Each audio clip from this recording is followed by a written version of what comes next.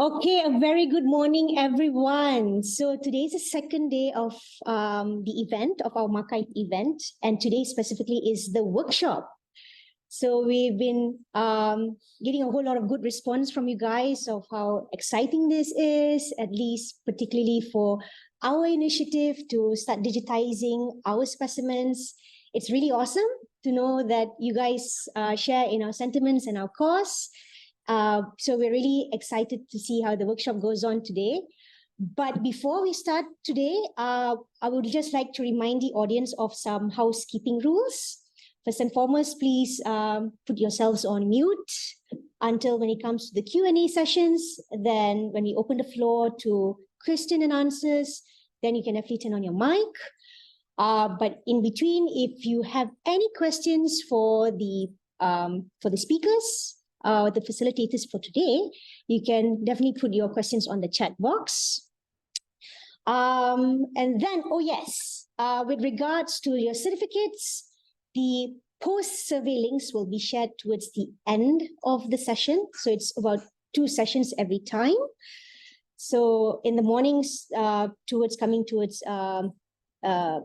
Dr. Izwandi's and Ms. Azwarina's session, you'll have the post-survey link. And then after myself, as well as Dr. Afiq's, then you have another link, which will earn you your certificate for the workshop. So I think, we can start. Dr. Izwandi, are you all right? Yeah, sure, no problem. Okay, wonderful. Yeah. So if that's that, let's get the ball rolling.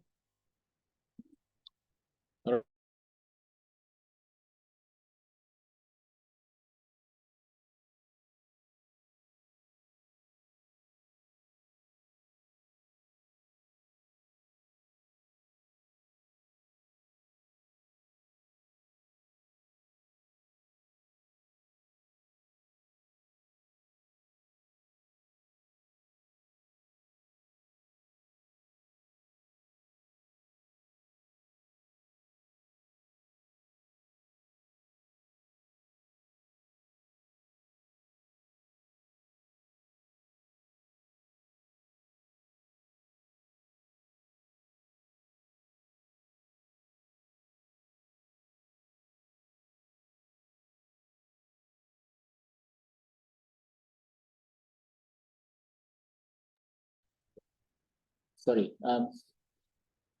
Okay. So my thought this morning is about RRC and the Chinese RRC itself, and also about the natural history collection, and also about the importance of digitizing our specimen for future use. So a little bit about RRC. So we are established since 2004. So this is almost our 11th year. Sorry, almost our 20th year.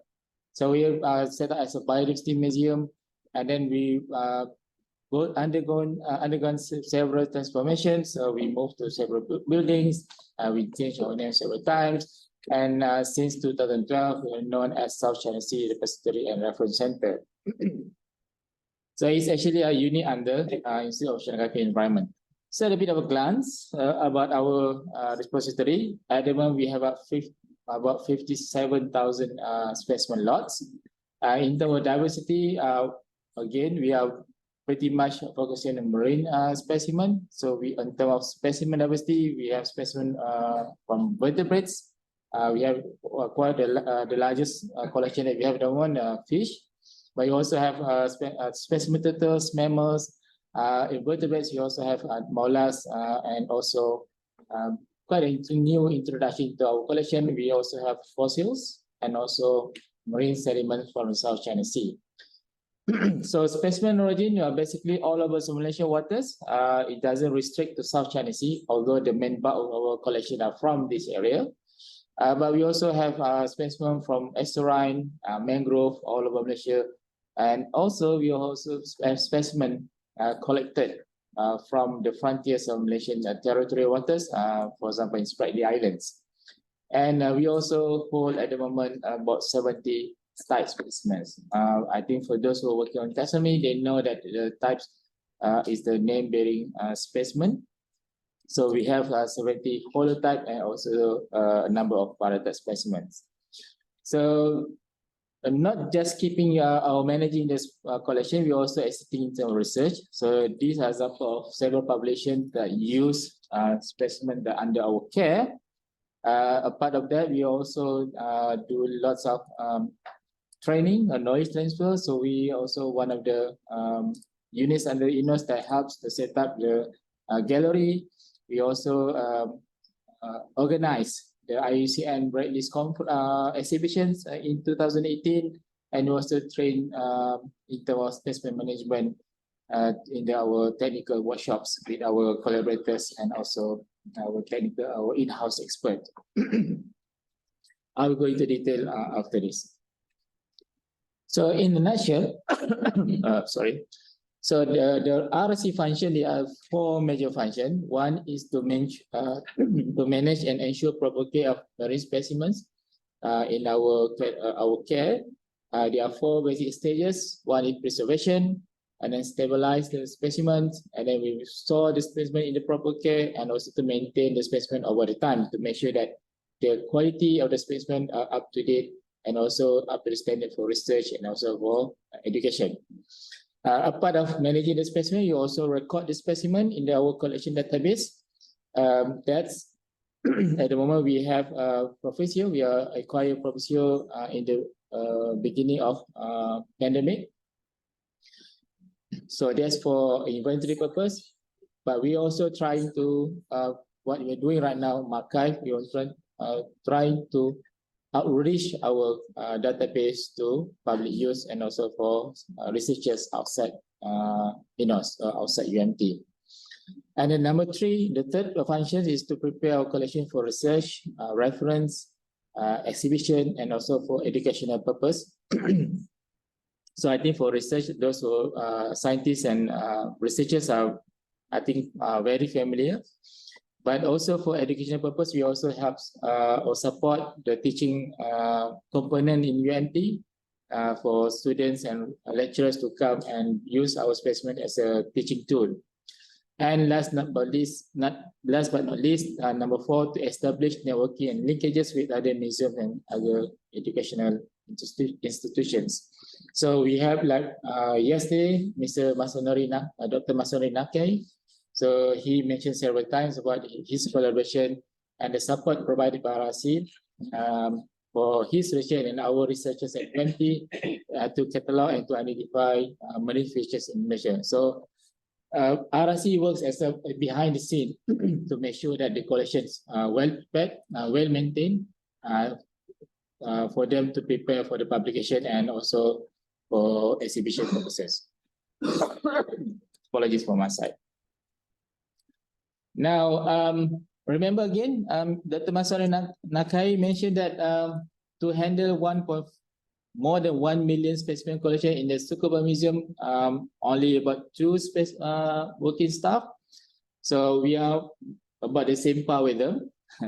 We have about 3 permanent staff working, managing our collection, running the database, preparing specimen for exhibition and research.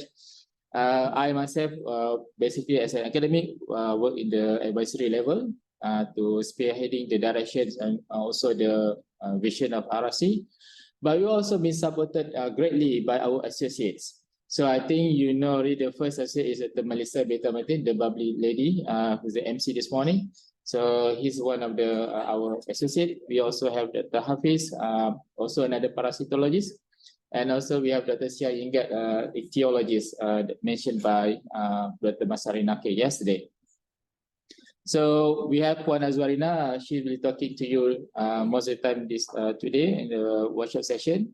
And then we have Mrs. Atika, and also our in-house data manager, Mr. Ahmad Fakorazi. So as mentioned just now, although I mentioned earlier there are 4 functions, but to sum up, we have 3 core functions of RRC. One is to manage our collection. Second is to use our specimen for education purpose, for teaching material, for knowledge transfer, for outreach, and then lastly, another major function is to support research activities conducted either by our in-house researchers from UMT or from other outside researchers in Malaysia and also abroad.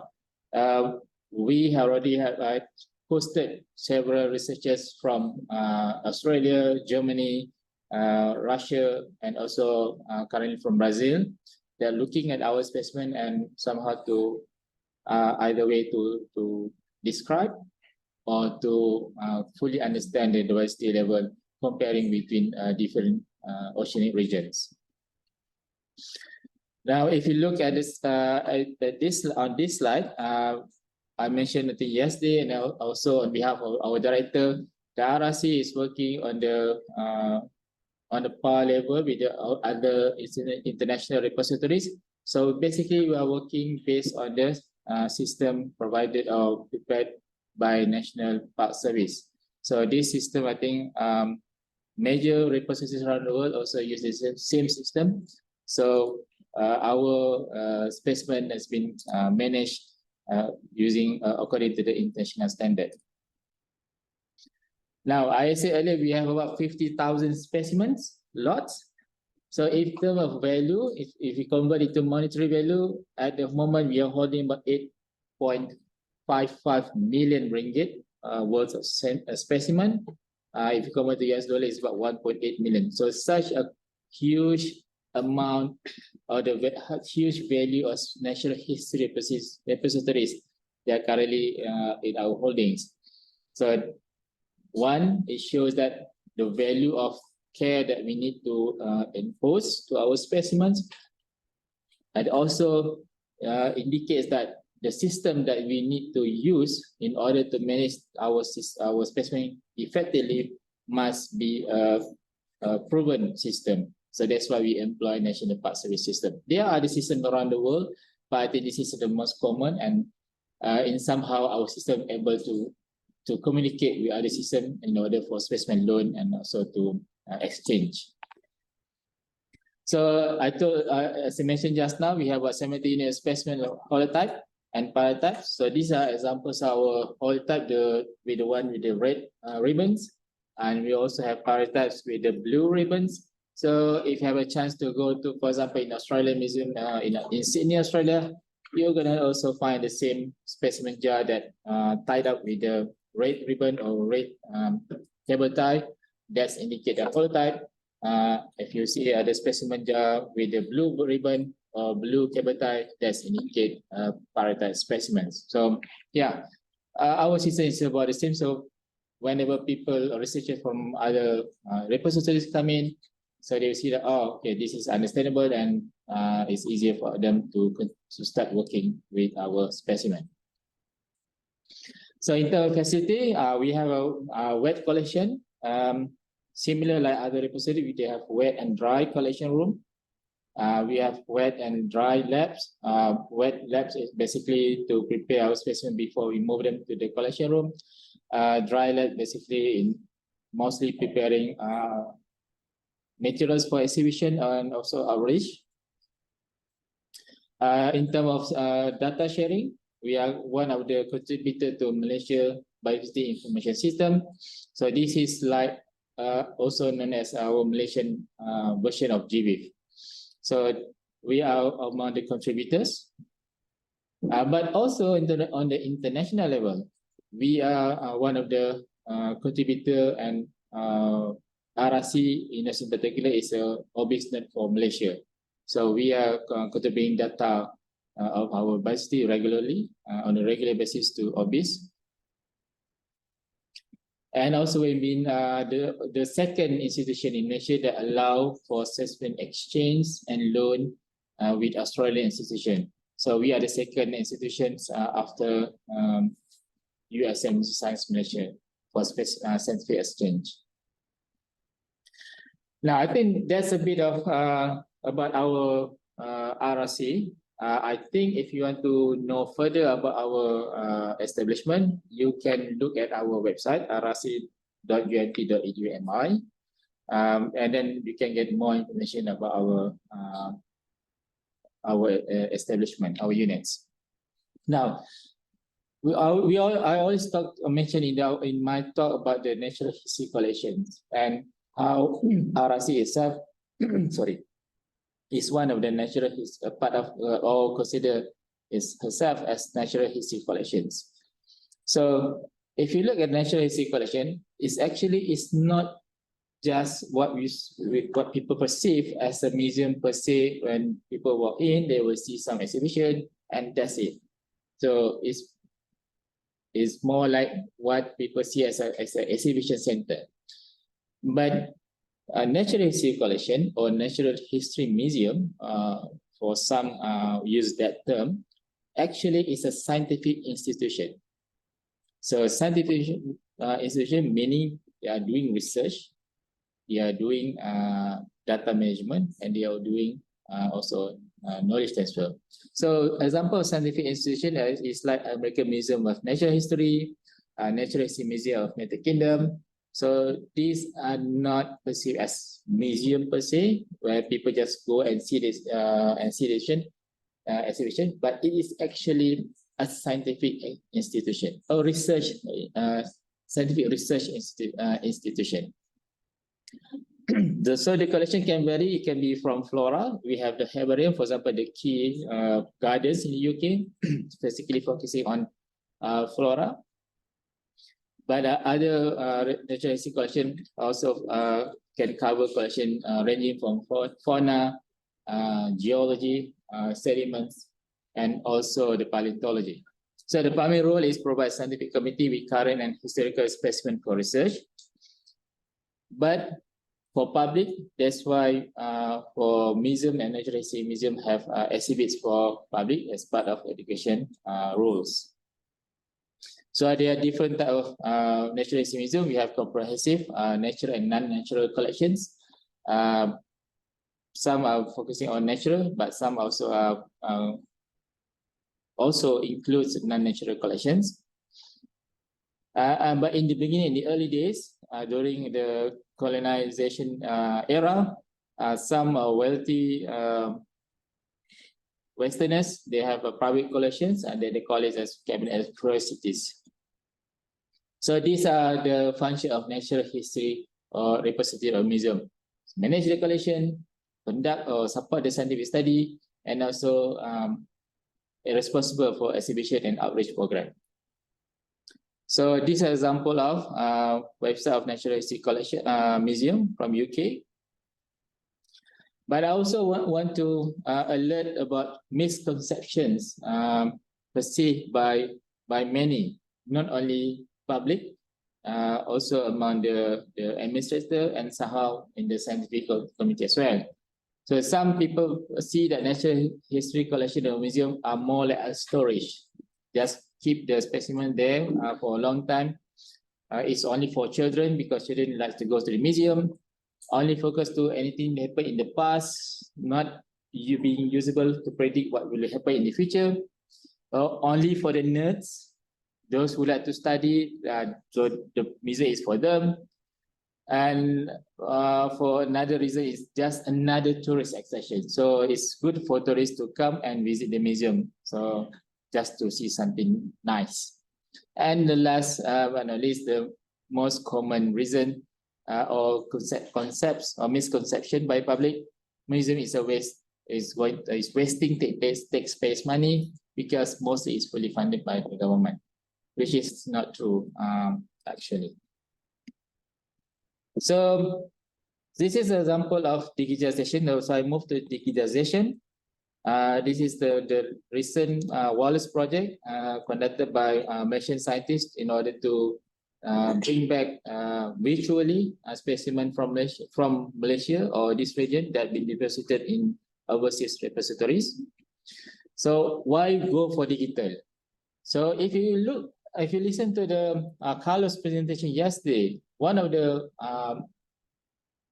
points that he mentioned, the purpose of digitalization is to safeguarding the specimens, because people sometimes mishandle or sometimes it's missing the conventional way of using the specimen is either people go to the visit the museum or repositories and look at the specimen physically at the place, or the specimen send the specimen abroad by courier or post to the researchers to do the research. So there are risks of mishandle. There are possibility of specimen missing en route to the final destination, or there are also possibility of specimen become damaged due to the improper condition. Also, the digitalization, sorry for my clutter, is to as well as a backup. So if the specimen become damaged or specimen become lost, we still have the backup in terms of virtual or digital content of the specimen. Having digital specimens, it also allows us to provide greater outreach, less carbon footprint, because we don't require scientists to come here anymore, or less people to come, because they can just look at the specimen from their laptop in their office or in the lab. So less people travel, so less carbon footprint, and also it allows greater wider audience, not only restricted to scientists or taxonomists. Now people in the school, people in the community can also look and observe the specimen that probably used to be around their environment, but probably missing due to the changing environment. Remember the previous slide, the Wallace project. So I would like to say this is another attempt to repatriation of local species that currently deposited abroad, especially those being sent abroad during the colonization period. And then the cyber or E-type or digital type is now becoming a new form of collections, a part of the physical collection of specimens. This is another example why digitalization is very, very imperative for natural repositories. So back in 2018, there was a big fire in the National Museum of Brazil in Rio de Janeiro. Almost all collections, natural history collection in this museum engulfed in flames in one night. Luckily, and although it's been collected in the collection for years, there are still hidden species undescribed by scientists. And luckily for one, these beetles, it turned out to be a new species. Why? Because it's been current at the time it was on loan to researchers in Europe. So imagine that what happened to the rest, about 2 million specimens that gone, 100 years of effort, $1 million cost of fund that we use, all gone in one night. So that's why it's very important to have a digital collection so that we still have ability to look at the specimen, although they are not longer physically available. Now, for my last slide, so they are not, digitalization is not come easily. There are also some challenges that repositories need to consider before embarking on this journey. One is in terms of equipment, the technology that continually evolve in terms of storage, because it requires big cloud storage and also the hard disk. Sometimes equipment can become obsolete or kaput. I think some repository also experienced that before. As part of sudden the hard disk doesn't respond, or the server down, virus threats, and also hackers. And also to produce a good images requires skills and proper techniques by the users. Now, considering that, another challenges is the large number of physical collection, which means it requires lots of time to do the photography, to record them virtually, because it's not easy to take different angles, different focus for one specimen. So in our case, 50,000 specimens lots, so which means 50,000 hours at least to complete the whole collection. And remember that the number of collection increasing day by day. Other than that, it's also create additional tasks to the current staff, the permanent staff. So understaffing issue. And also in terms of budget, the photography setup and database is not cheap. So these are the factors that need to be considered before embarking the digitalization activities. So I think that's all for me. I hope my presentation gives you some idea about the natural history collection and why we push for digitalization. And I think if you have any question, feel free to ask me via the chat room, or you can ask Dr. Melissa on the later stage. Thank you very much. Thank you very much, Dr. Izwandi. Actually, I would like to emphasize first that, sorry, let me just get us back onto our Zoom mode.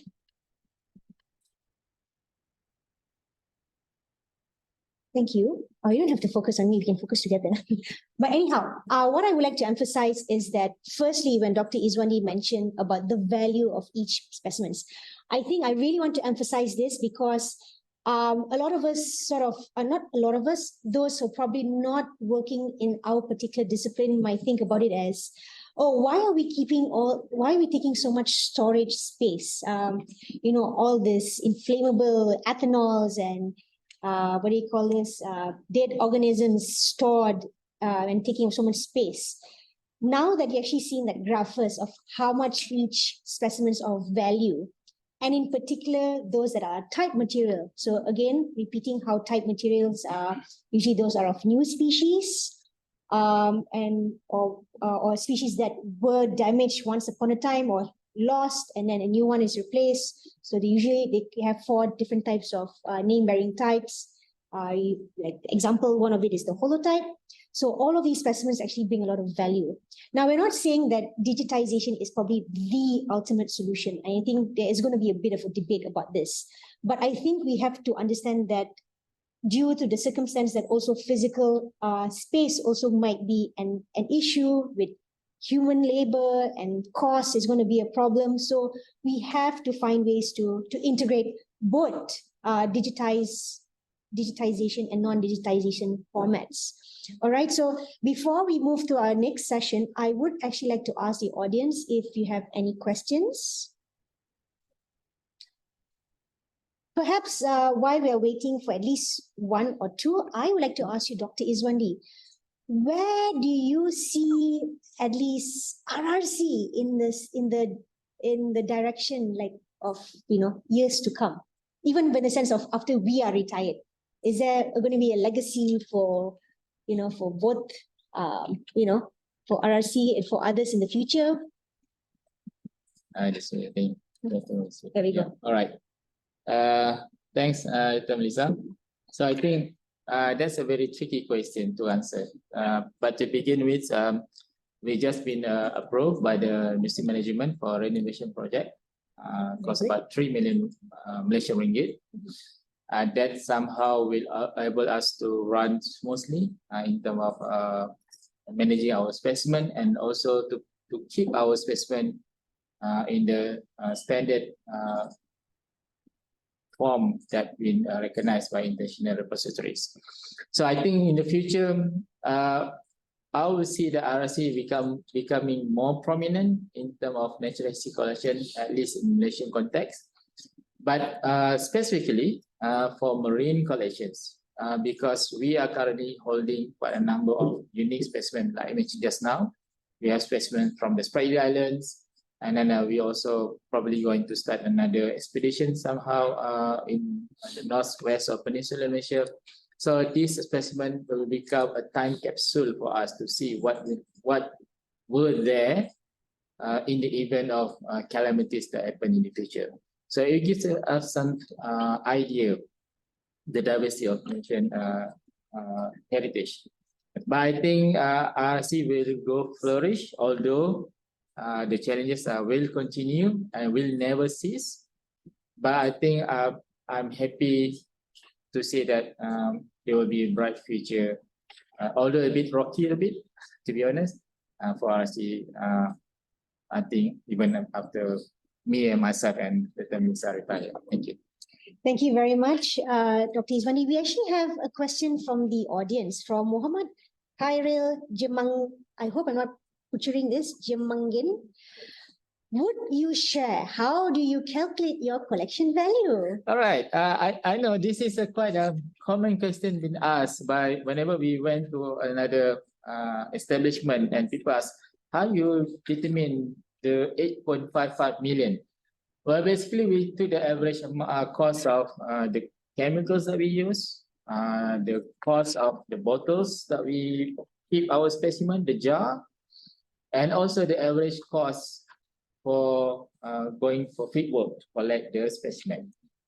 That's roughly the idea. And also including the utilities, the electricity, or the maintenance work, that come out with the, that's how we come up with the value. So we estimated the cost of one jar of specimen, average jar, because jars come in different sizes, specimen also come in different sizes. The value or the cost for fuel also varies. Some are very cheap because maybe we call it specimen in front of empty. Some are very, very expensive because it was collected during expedition in South China Sea using the research vessel. But in average, we think about 155 ringgit per specimen is quite ideal or average cost per specimen. So 50,000 specimens times 155 Malaysian ringgit, that's goes for 8.55 million. But at least I think that's a very conservative value. I think the value will be very much higher, especially when you're talking about the tight specimens. It can go to several hundreds, considering the value of specimens. But that's how we calculate the value of our collection at the moment. I also think probably in addition, the aspect of having to maintain this in the long run. Yes. So that's why it's in a way, I think as much as it seems like a wow factor, but it's actually very much undervalued.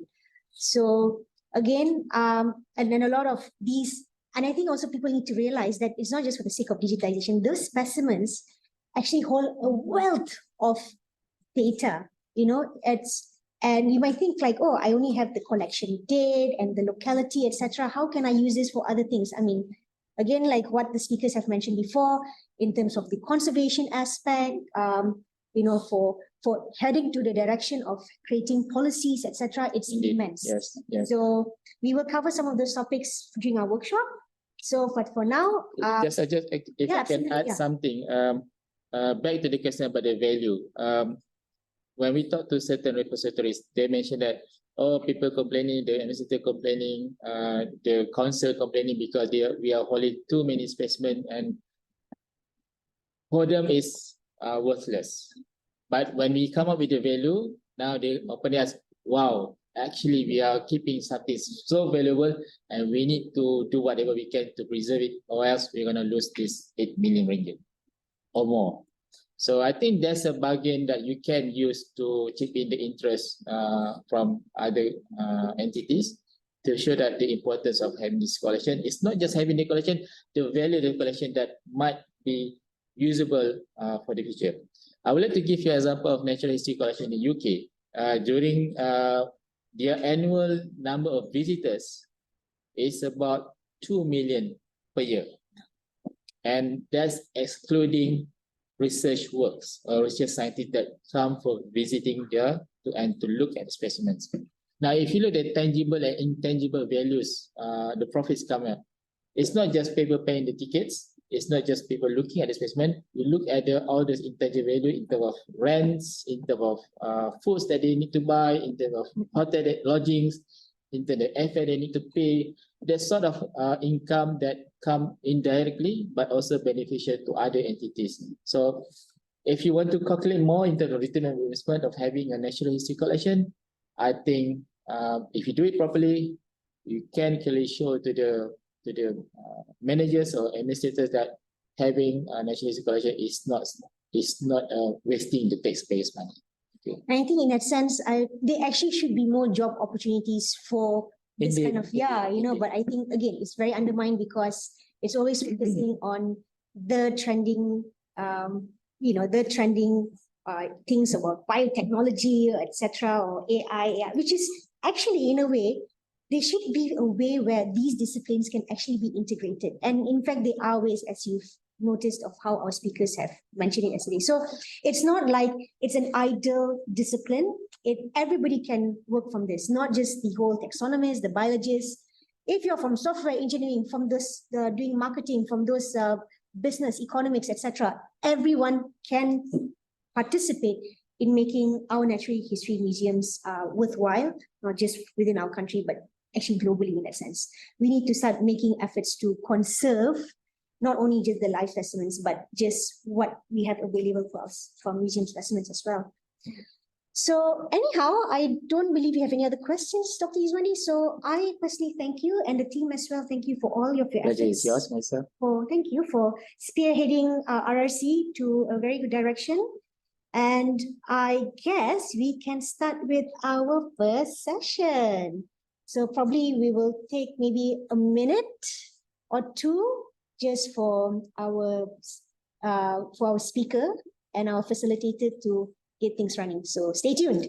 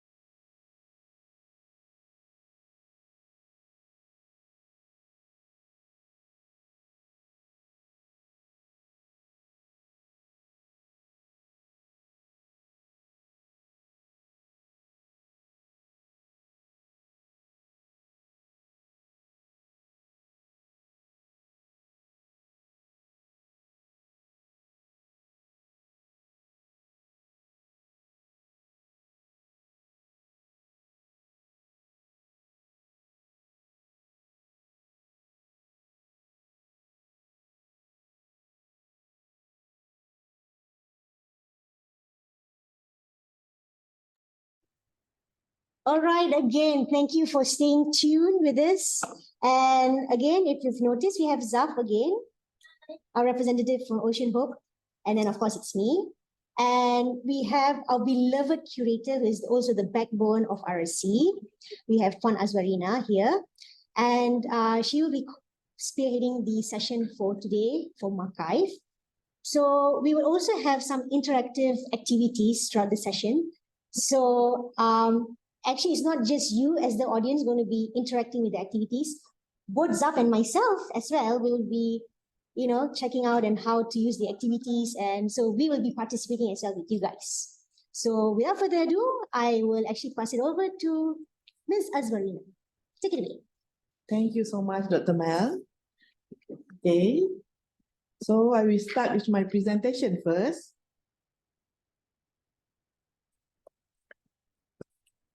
Can I share my slide now?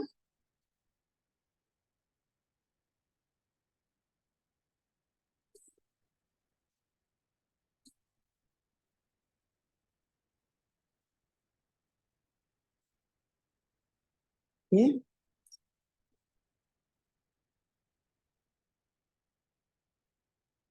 Everybody can see it?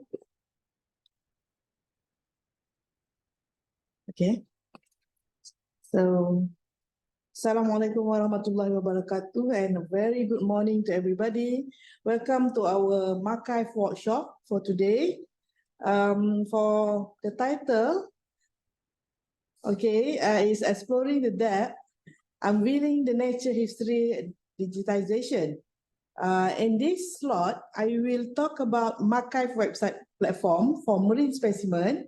So what I will presenting is more focus on our project funded by SOA. It's a Sustainable Ocean Alliance from US. And then we will go with the website. After that, we have an interactive activity to use the platform. Okay, I, Azwarina, as a senior curator, and our team for MAQIVE have been done this project since 6 months. Okay, and then actually this project is not end yet. It will finish by December. So we are in the process and in the progress to finishing our project. But by the way, we still want to show you what we have done within these 6 months, okay? So firstly, we want to know what is natural history digitization. Okay, normally people will say anything that have been produced to be a digital material or is in a not physical condition is a digitalization. So it's not a real meaning of digitalization, okay? Natural history digitalization refer to the process of converting physical specimens and related information from natural history collections into digital format. These collections typically include physical of plants, animals, fossils, minerals, and other natural objects. The goal of digitalization is to create a comprehensive and accessible digital record of the specimen and associated data, making them available for research, education, and public outreach. Okay, and digitalization have some benefit. Oh, my slide cannot move.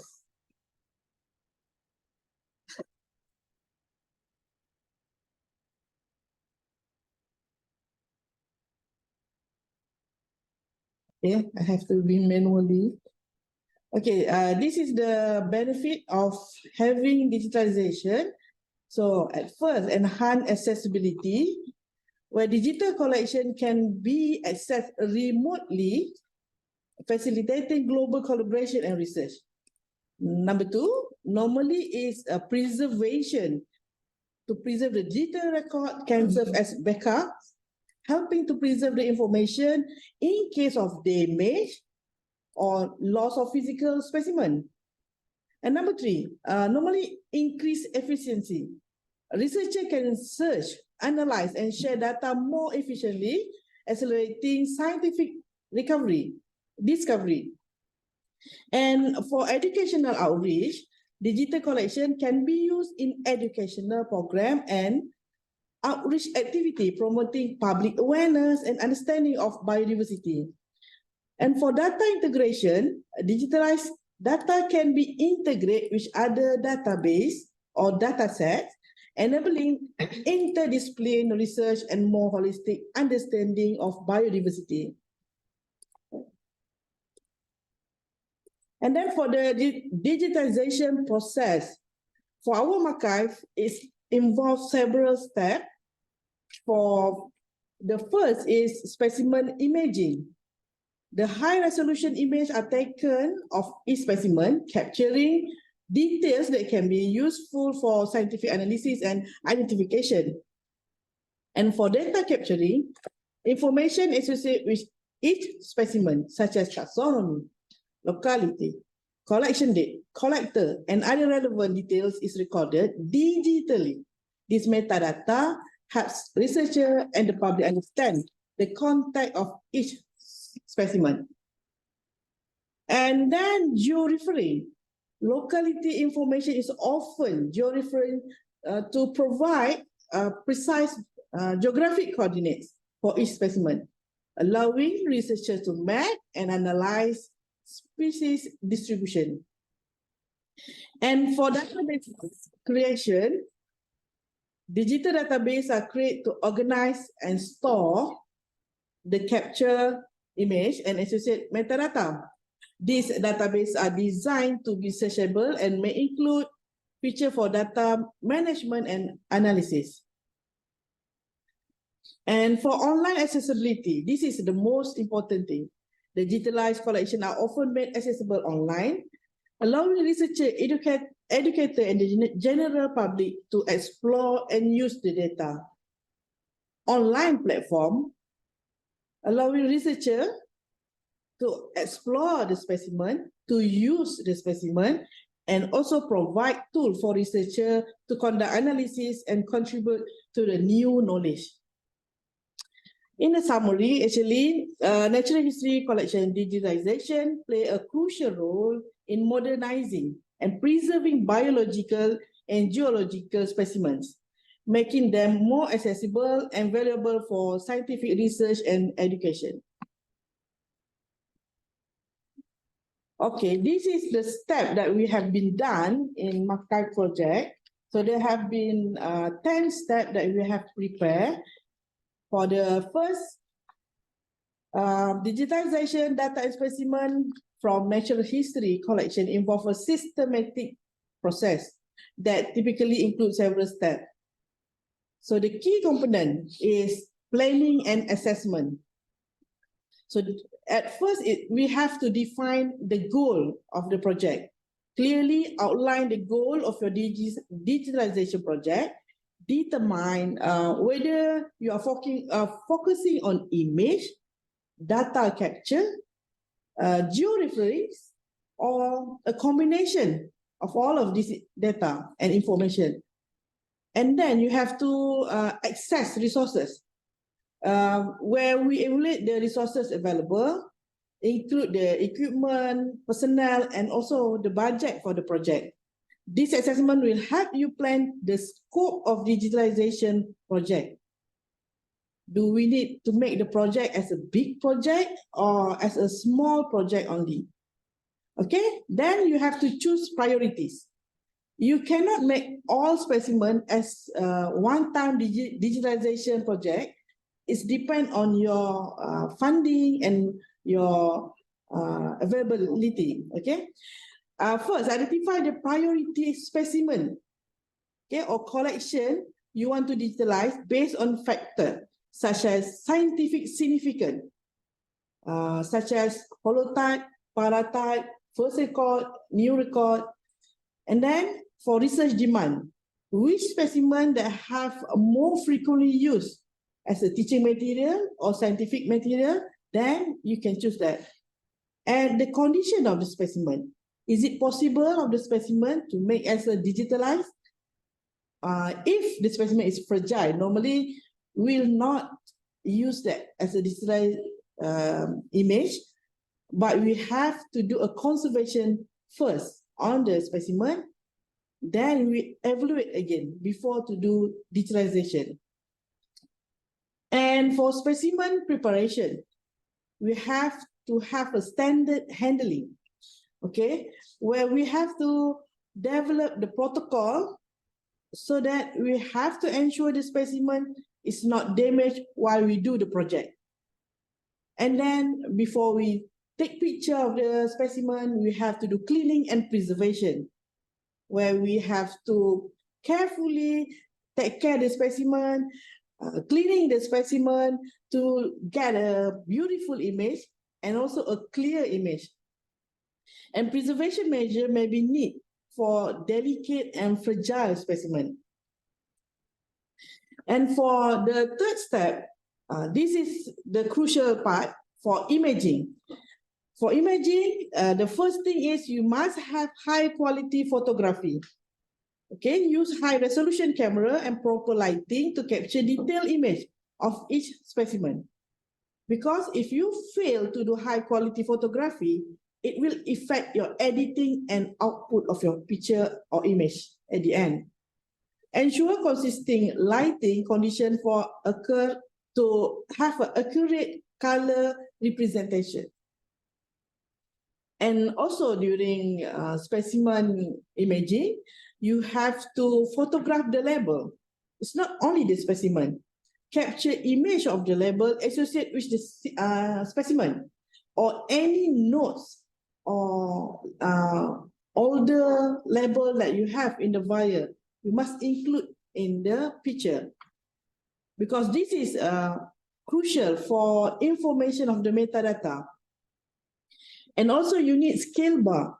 This is very important to include to provide a reference for the size of the specimen. And then when you do data capturing, you have to consider metadata and barcoding. For metadata, this is very important where you record for each specimen, including taxonomic information, collection date, collector, locality, and any other relevant details. But for barcoding, consider implementing barcoding system to link physical specimen with their digital record. This can streamline data entry and reduce errors. In our project for MAQIVE, we did not use barcoding. And for georeferencing, so we have locality information. Georeference specimen locality information using geographic information system or GIS tools to assign precise coordinates and verify coordinates. Normally, this is the biggest problem that we have in the data when we do a copy-paste data and then the human error exists, okay? And then we have to check many times to make sure or to validate the georeference coordinate to make sure the accuracy. And after that, we do a database creation. And then we have to choose a database system. Select a database system to organize and store digitalized specimen and associate data. Common options include specialized collection management software and general purpose database. And for data standard, follow established data standard to ensure interoperability and data consistent. So normally we will use data standard such as Darwin language so that we can use for others. If you use different database, you need a data standard to make sure you can share the data with others. And for quality control,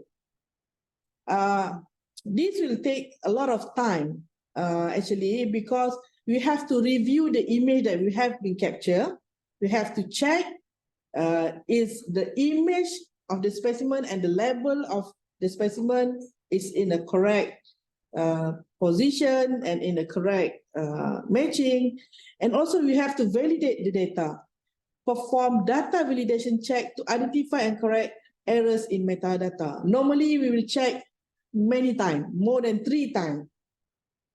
Because even though we have data entry person, we also have a data cleaning person, and the other one is data proofing person. But still, sometimes we still have error and mistake in our data. So we have to frequently check our data.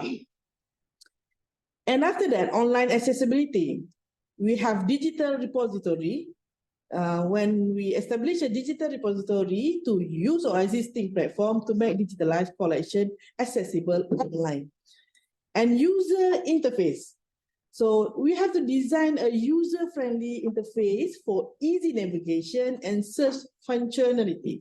So after my presentation, we will go to MAQIVE platform and we will experience how to use the MAQIVE platform where we design it for user-friendly and also for admin, it's admin-friendly.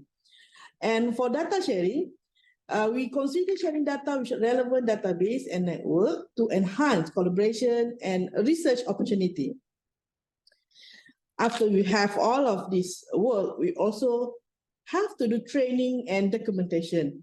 For training, we have to train staff on digitalization protocols and procedure to ensure this protocol is consistent for all staff who involved in this project. And for documentation, maintain detailed documentation of digitalization process, workflows, and any modification made to the data. And lastly, for long-term preservation, you have to do a backup. Even though this look this is a small matter, no, actually for long-term preservation, you need to think the backup. Implement a robust backup system to safeguard the digitalized data against loss, because you already spent a lot of time in capturing the picture, validate the data, and then after all of your hard work, suddenly if you don't have any backup, your data lose, your image lose, I think you'll be depressed. Okay, and then archiving. To consider long-term archiving strategies to ensure the preservation of digital record. So remember that the specific steps and tools may vary based on the nature of the collection. Available resources and project goals also influence our project. Engaging with experts in digitalization and collection management can also provide valuable insights and guidance.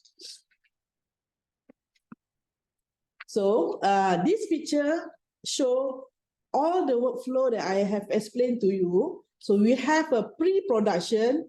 So we have a staff and timeline allocation, bold worksheet preparation, digitization setup, and then collection selection. And then after that, we have to think, do we need to do cleaning? Yes or no? And we have to pin the specimen. This is for insect actually. And then we do have to check the type of specimen. Is it dry? Is it wet? And then what we should do. After that, we will for production, we will get an image and data. After that, we have a post-production. So in the post-production, normally for the handwriting level, we use Google Chrome and Google Lens to read the handwriting text in the label. That's our minimal software that we have to use to make sure our label properly recorded. Okay, now we go to the serious matter in our project. So the hardcore of the project is the equipment and budget. So you have to think at least the minimum equipment and minimum budget to do this project. Okay, I have list here the 10 kind of thing that you have, a kind of equipment that you have to use in this MAQIVE project. So first is high resolution camera.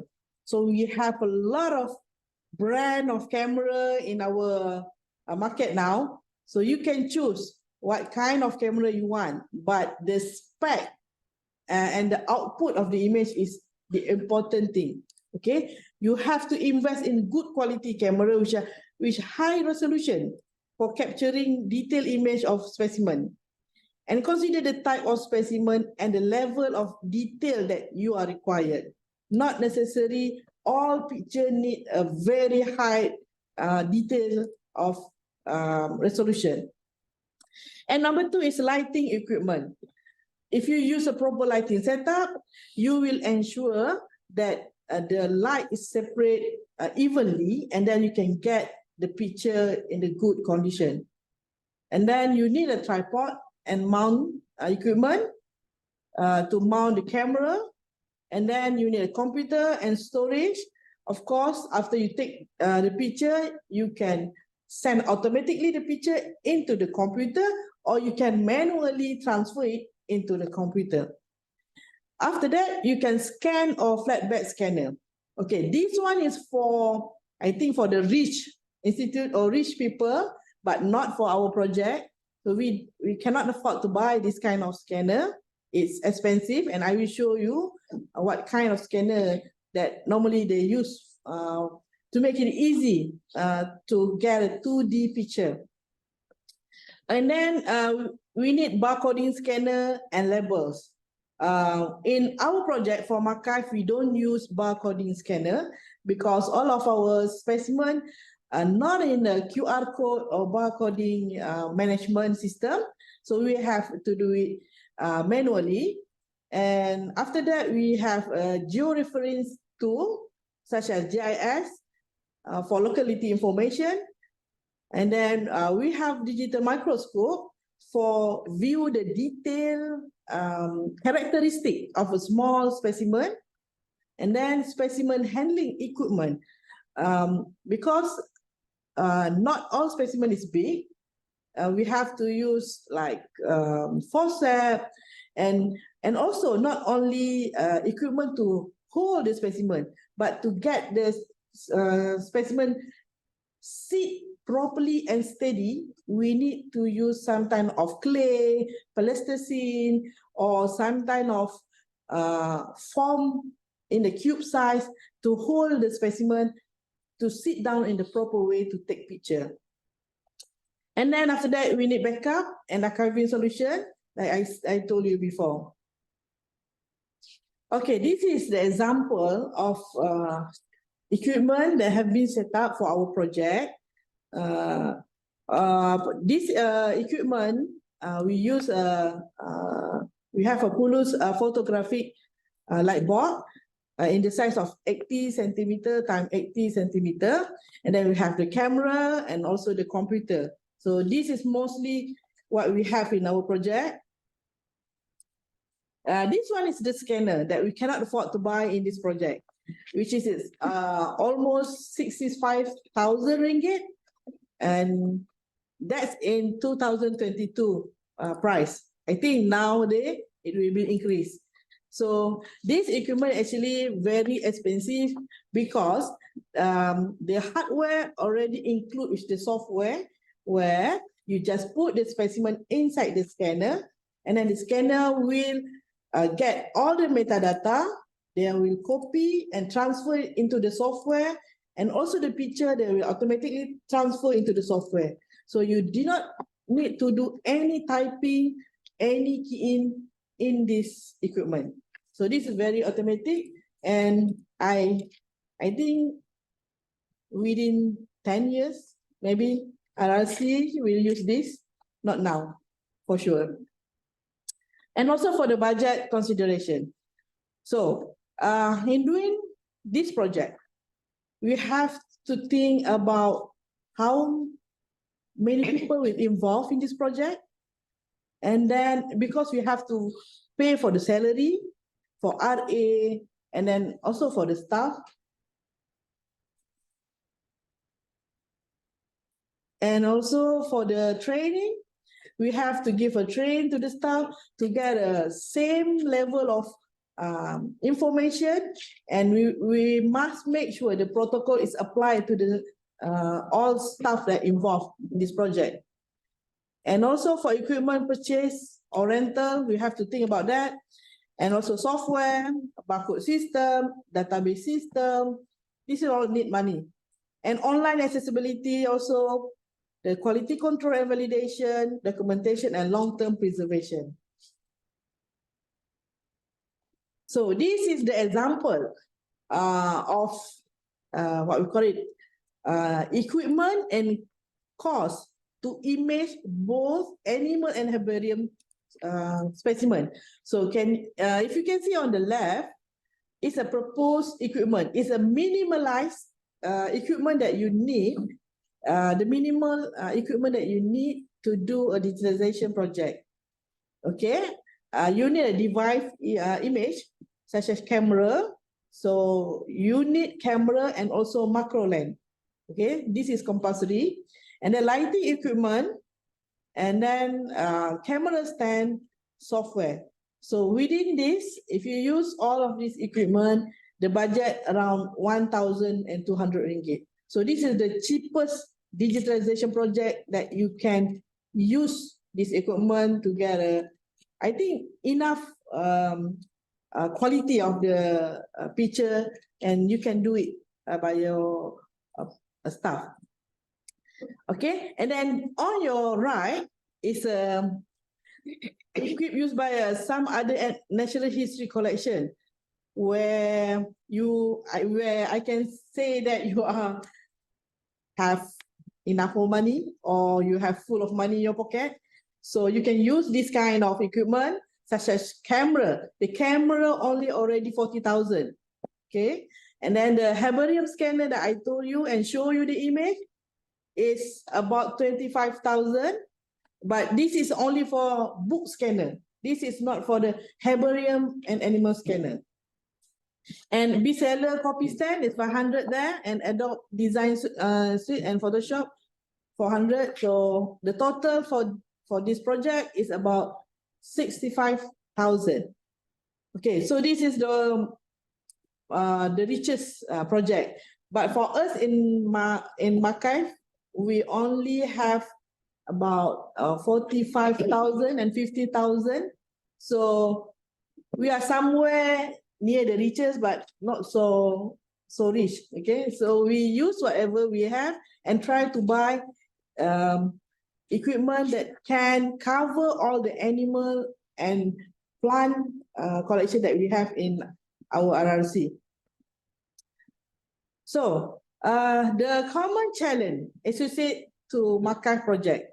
So we can say that it's almost same with what Dr. Izwandi have presented, but this is very specific to our project, the challenge that we have within these 6 months. The first thing that we have is the diverse collection type. So this is the problem that we have at first while we want to do a digitalization project, okay? Because we have to choose from the wide range of specimens, include plants, animal, fossil, minerals, and more. Each type may require different imaging techniques, handling protocols, and metadata standards. Okay, and then the volume of specimen, and then also the fragility and sensitivity of the specimen. And we have to use a competent staff or expert to run some of our equipment, such as camera. So normally we use a common camera, but for high resolution camera, they need another accessory and another skill to get a better image.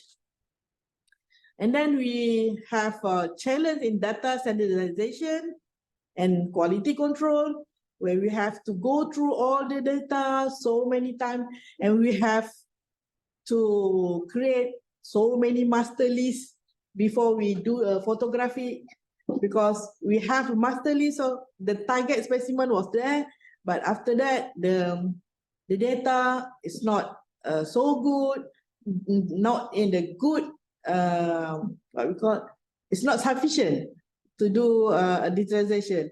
So that's why we have to come and go and take long time. And then cost and budget constraint. So this is also our challenge in this project. We want to buy cloud, but our allocation is not enough to buy a cloud, because a cloud that we want to buy is around 21,000 ringgit. And the funding that we have is around 10,000 ringgit for cloud. So we have to take another option, and we have to find another kind of function like cloud, but it called virtual private server. So it will use, it will be like a same function to store and preserve our data. So long-term sustainability of the data and staff training and turnover. So in this project, you have to make sure that the staff that you have been trained stay with your project, not come and go, okay? And then public and institutional must support your project. If not, you cannot do your project. And then legal and ethical must be considered along the project, and integration with existing systems. So I think for the theory part, I finish here. Okay, so after this, I will inform you what kind of activity we will do in this workshop. I will show you RRC platform where we can go for the RRC website, and then we overview the key feature of the RRC platform, where we create it as a user-friendly interface, secure data storage, accessibility, and compatible with various devices. And then we go from RRC database, we go directly to MAQIVE platform, where we can search our specimen from there. And then we can also have a visual exhibition in the MAQIVE platform. Okay, and we will have some digitalized marine specimen as an example, and then we can showcase it to you how we put it in that platform. So this is the paper that latest for digitalization in Malaysia. So I put it here because you can get a lot of information from this paper, and it's very what we call it, relevant with our condition now. So this is very current paper. So if anything, before we proceed to our RRC website platform, do you have any question? Yes, Puan Azrina, we already have a question again from Muhammad Khairil Jemangin. Okay. And he asked, does admin do any corrections on the data after they have been uploaded into MAQIVE? Yes, okay. We have our current data that have been uploaded into MAQIVE platform, and after we check and do validation again, we aware that they have some human error, or maybe during transferring the data, they have some misplaced data. So we have to check and we have to make sure the data is correct. So it's okay if you upload and it's wrong or it have problem, because you have to have a platform that you can edit and repair the data. So normally, even though after 10 years, 20 years, 30 years, sometimes the classification will changing, okay? The nomenclature almost, what we call it, review, right? And also classification almost been review, and maybe the class will changing, the order will be changing.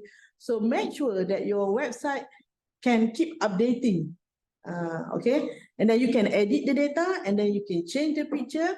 And also sometimes the status or type specimen can changing, because nowadays you say that this species is a non-type.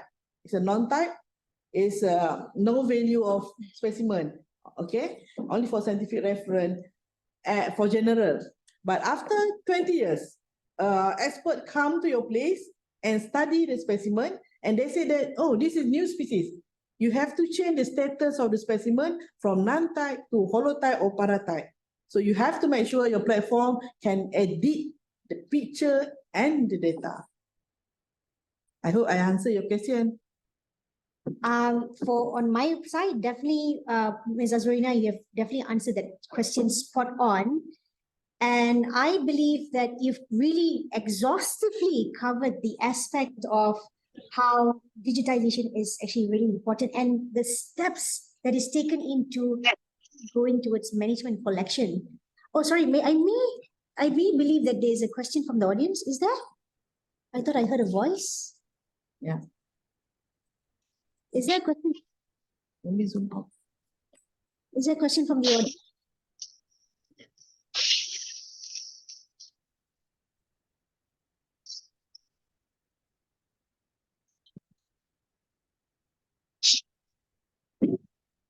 Oh, perhaps not. Okay, I apologize. So there's no questions for the meantime. But yes, Ms. Azwari, thank you so much for actually covering exhaustively on the steps taken into the whole aspects of management and collection, not just for the physical aspects, but also for the prospects of digitization. So I believe, can we straight away go into the activities? I'm like, I can't wait. I'm like, what's up myself, and I'm sure the audience are waiting to like use this platform. What is this MAQIVE about? Let's get into it. Like already. So can we start that? Okay, I start with stop sharing my slide. Okay, nice. And then start sharing. Okay, so while I'm doing this with Dr. Mel and Zaf, so others also can do at home. On your computer or on your phone. So you can go to Google or any search engine. After that, you can type for RRC or RRC UMT and then click enter. Then you can see the RRC is the first in the search engine. Then you can click directly to the link. So you can see the first output of our website. So this is home. And then when you scroll down, you can see the MAQIVE poster and link. Okay. So you click here for the event details. This is one way how you want to go to MAQIVE platform. After that, you can scroll down to know more about our MAQIVE project. We have the information at the below. So this is about our MAQIVE project. So this is the member who involved in our project.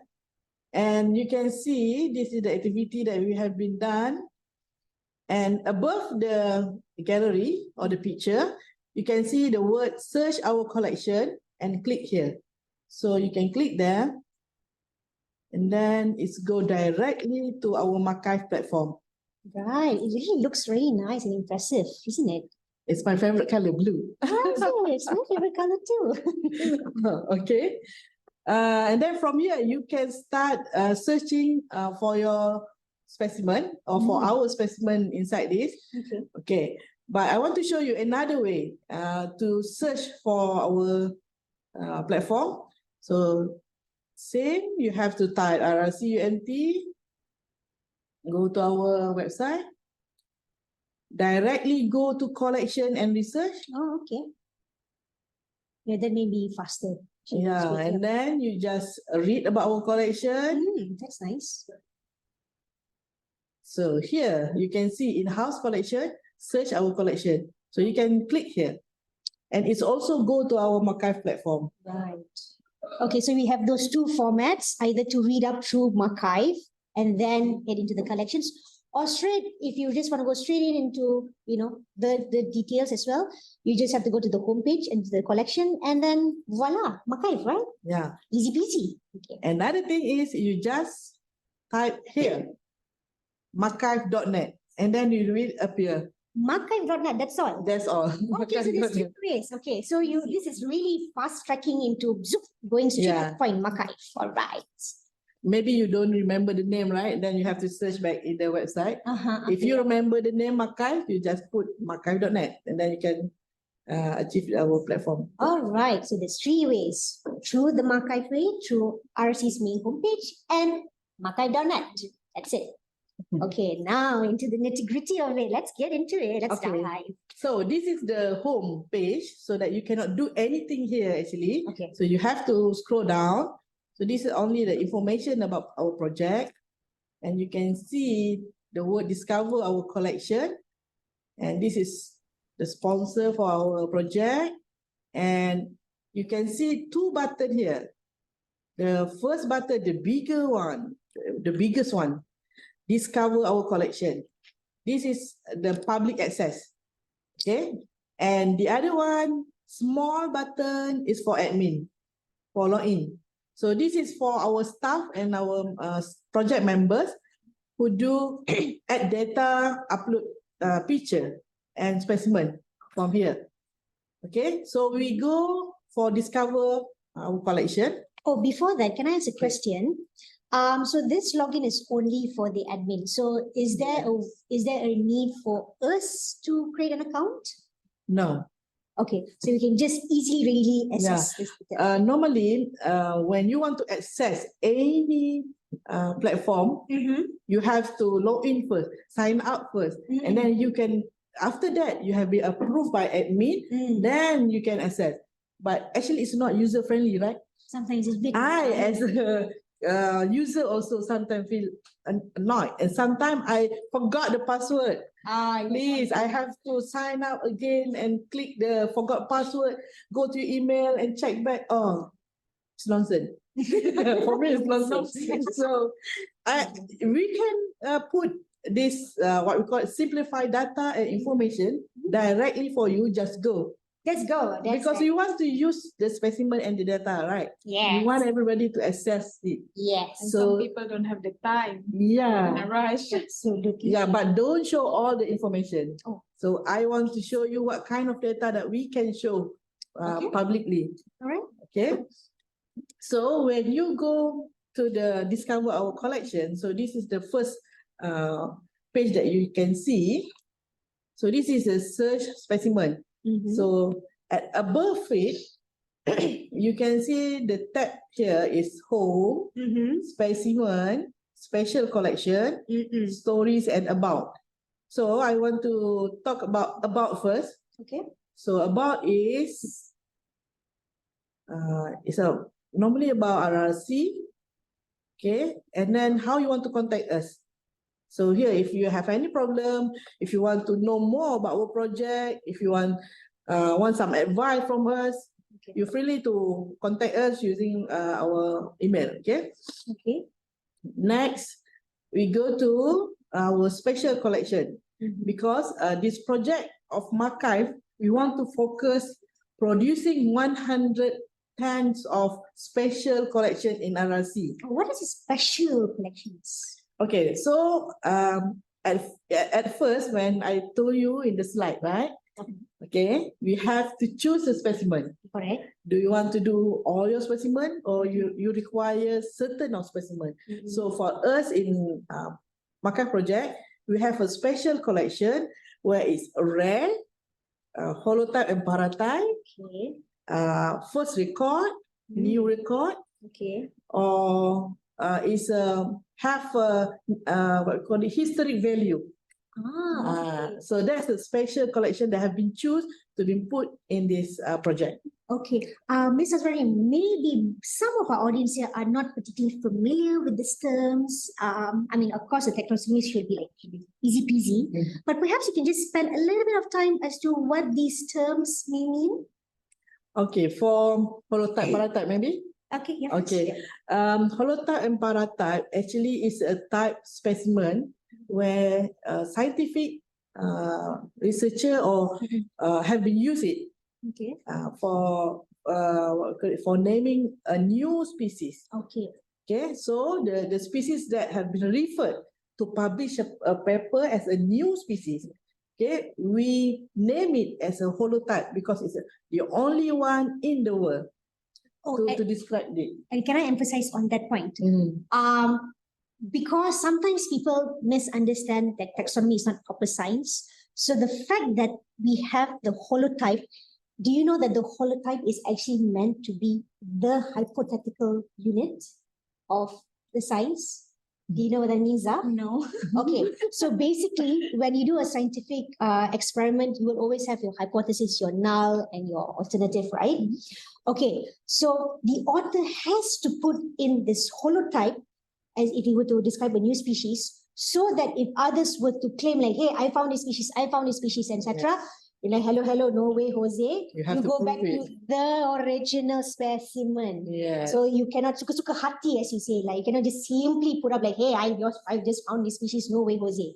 Okay, so you have to go back to the main species described, unless you are superbly assured that your potential species is very different from the species that are available, then you can go about creating a new species. So it becomes your new hypothesis. So when people want to debate, is it new, is it not? You go back to the original hypothesis, which is the specimen.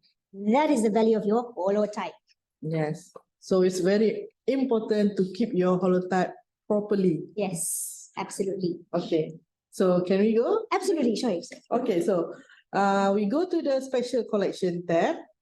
When you click special collection, the first thing is they will list you how many specimen in a special collection. So here the number show 161. Okay. So it above our target. Very Actually, we target only 110, but we successfully upload and do for 161. But I think this is not end here. Ah, that's good. There will more coming because we're still processing our specimen. All right. But for December, project will end. So this is the special collection that we have been evaluate and see the potential to be a special collection. Okay, from here, we also have a type keyword here so that you can search any kind of information that you want, and it will be appear here if it's available in the special collection. Okay. If you want to know about coral, if you type coral, if there are any coral specimen in this list, then it will be appear. Okay. So for example, can I show it? Yeah, yes, please do. Okay. I want to type for coral, like I say. It's a common name, right?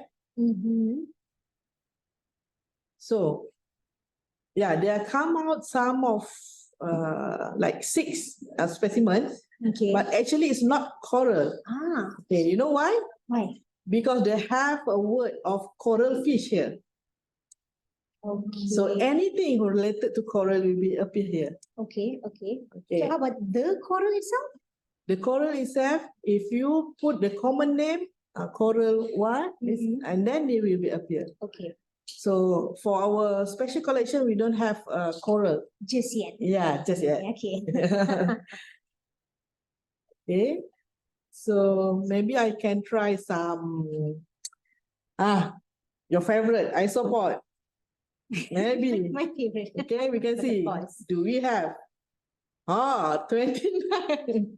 My. Who Okay, wants to so all that isopods? because I think it's recently have been studied, and then isopod is a new record for Malaysia. Okay. It's not have been well studied before this. Interesting. Okay. Yeah. All right. So they have a researcher who studied this isopod, and then that's why we have a nice and big collection of isopod here. So actually, on emphasis on that, we really need to look forward to your contributions, be it researchers, etc., to help with the collections for RRC, and if you yourselves can actually provide proper digitized specimens, it's even a plus point for us, seriously. And so obviously it will make your work more visible towards our collections and towards our contribution. So it's a win-win for both. Everybody benefits from this, isn't it, Zal? Yeah. And I think in the view of student also, yes, when we have data and image like this, so it's easy for students to scroll and match the information. Oh, what is it? What is it? Then normally students like to compare image rather than the key of the species, right? Yeah. Because I have been as a student before. I will see the physical sample, and then I will try to search the image first. Yes, because to match the character first. So that's why we need a very good image so that student and other like community, public, to see how the physical appearance of the specimen. So if you want to do that, we just click to the catalog number, Okay. or in RRC we call specimen reference number. The short form is SRN. That's what it stands for. Okay. Yeah, so in this display, you can click the SRN, Okay. and then there we go. They go the details of the specimen. Okay. They have in the right the classification, kingdom, phylum, class, order, family, and scientific name, common name, and the collector of the specimen. Okay, so see here is Noshida Ismail. This is a doctor from UNISA actually. I see. She's an expert in Pods as well, right? yeah, copper and others parasite also. Okay. Okay, and then identified by Melissa Martin, of course, because you are expert in isopod, right? And then the location are collected from LKIM Besut, Terengganu, Malaysia. And then you can see here type of specimen is new record. So this is a new record in Malaysia. Okay, to see detail of the species or the specimen actually, you can click to enlarge the image. Okay, like this. And then you need a scroll, mouse scroll. Okay. And then we can scroll the picture. You want to use Oh, yeah. So we want to demo how to enlarge the picture.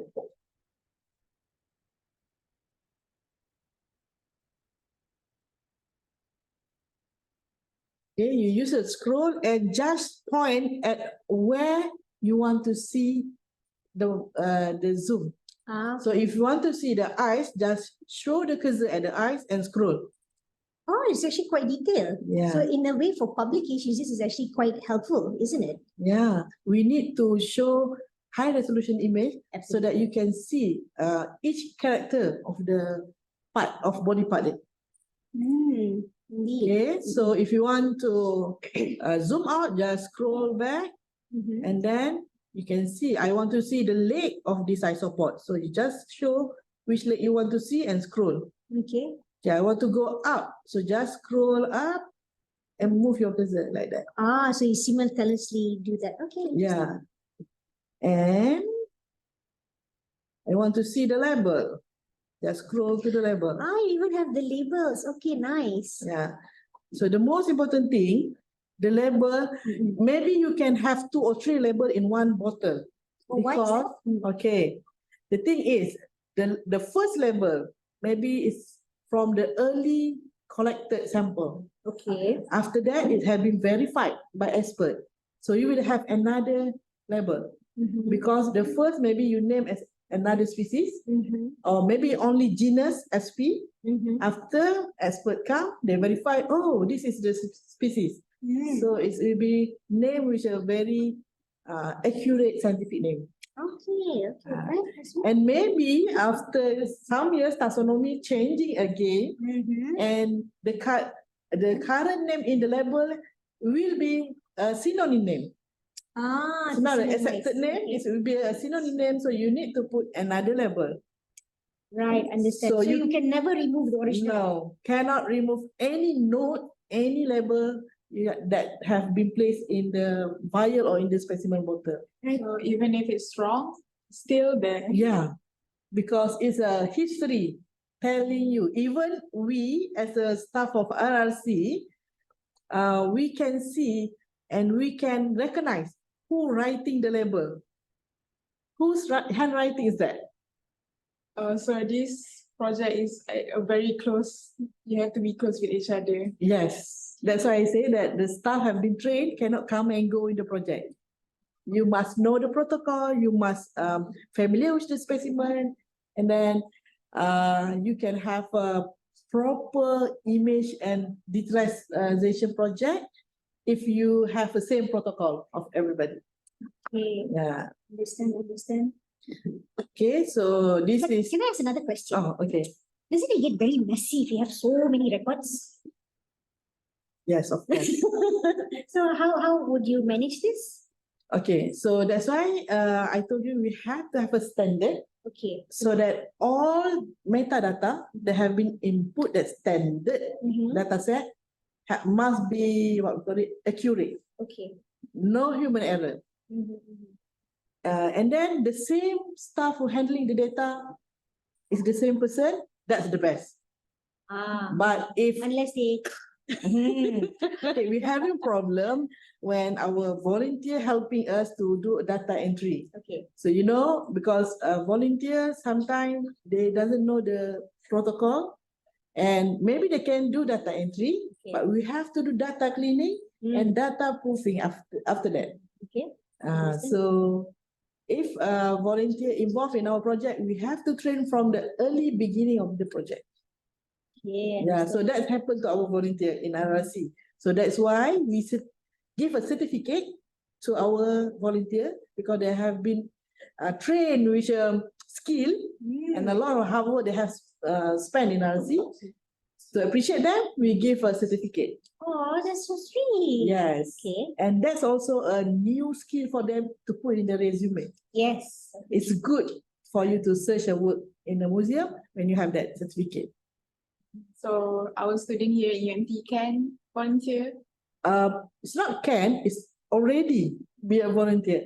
And a lot of biological student, biomarine student, marine science student, biodiversity student, biology student, fishery student, and also IT student become volunteer.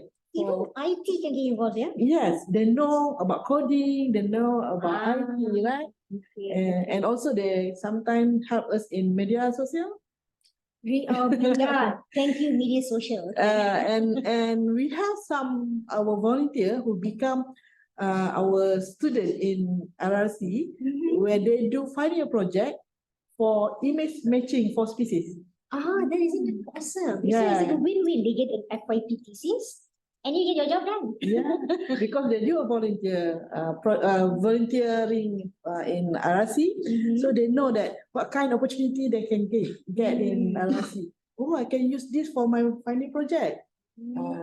So they start to planning. Oh, my final project, I want to do this. Yeah, that's So- interesting. So that's why we get what we call another personnel to help us.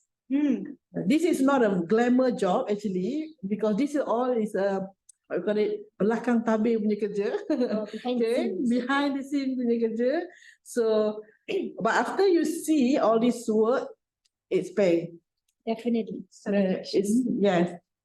So that's why what we want to do is we do with our heart, and then we can get a very good quality of work.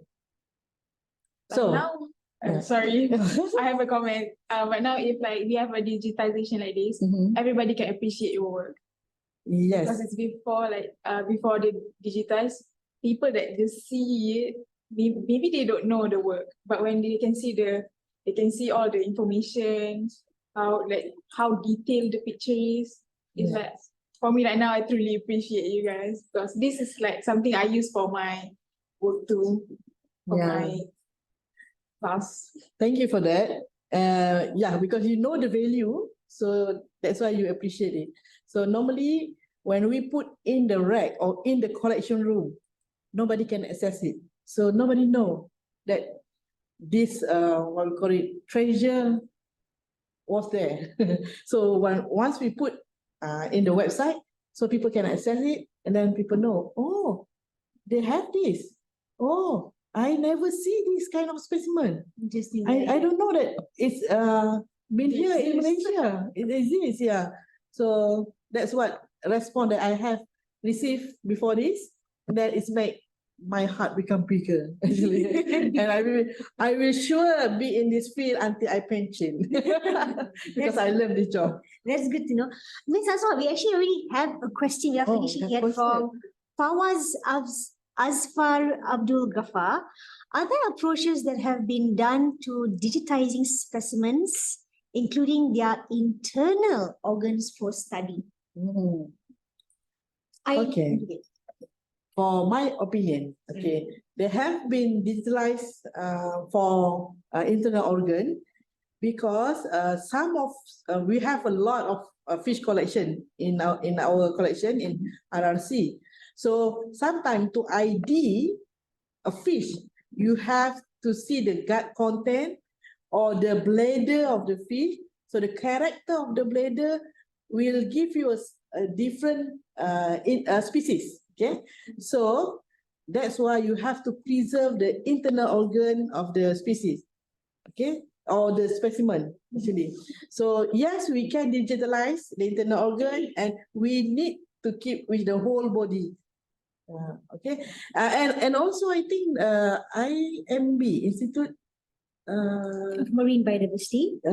no, the International for Medical. Oh, sorry. Yeah, I Institute got Medical that. also they keep organ Okay. for medical purpose. Mhm. So that's also very good to make as a digitalized image and data, because nobody can easily access for our organ, right? Yeah, absolutely.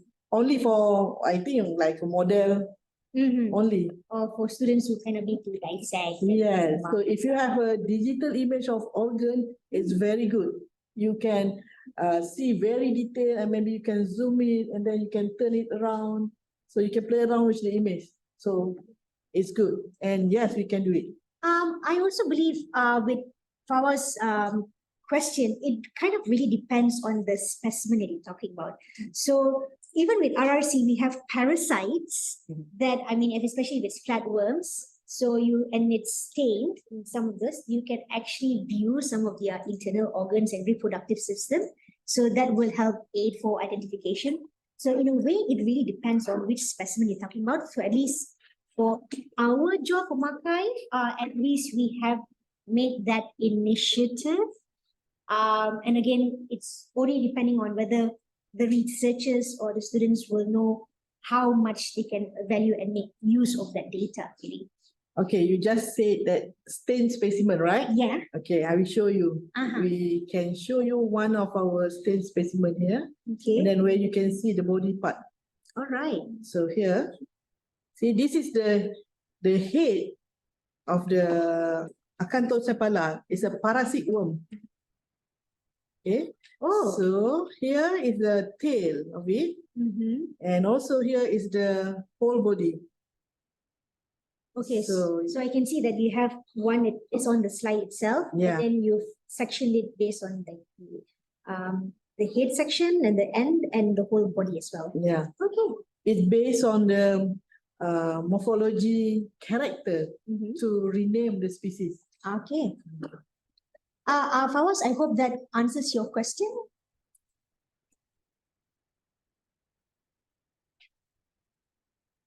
Okay. we have Yes, thank you another- so much. Yeah.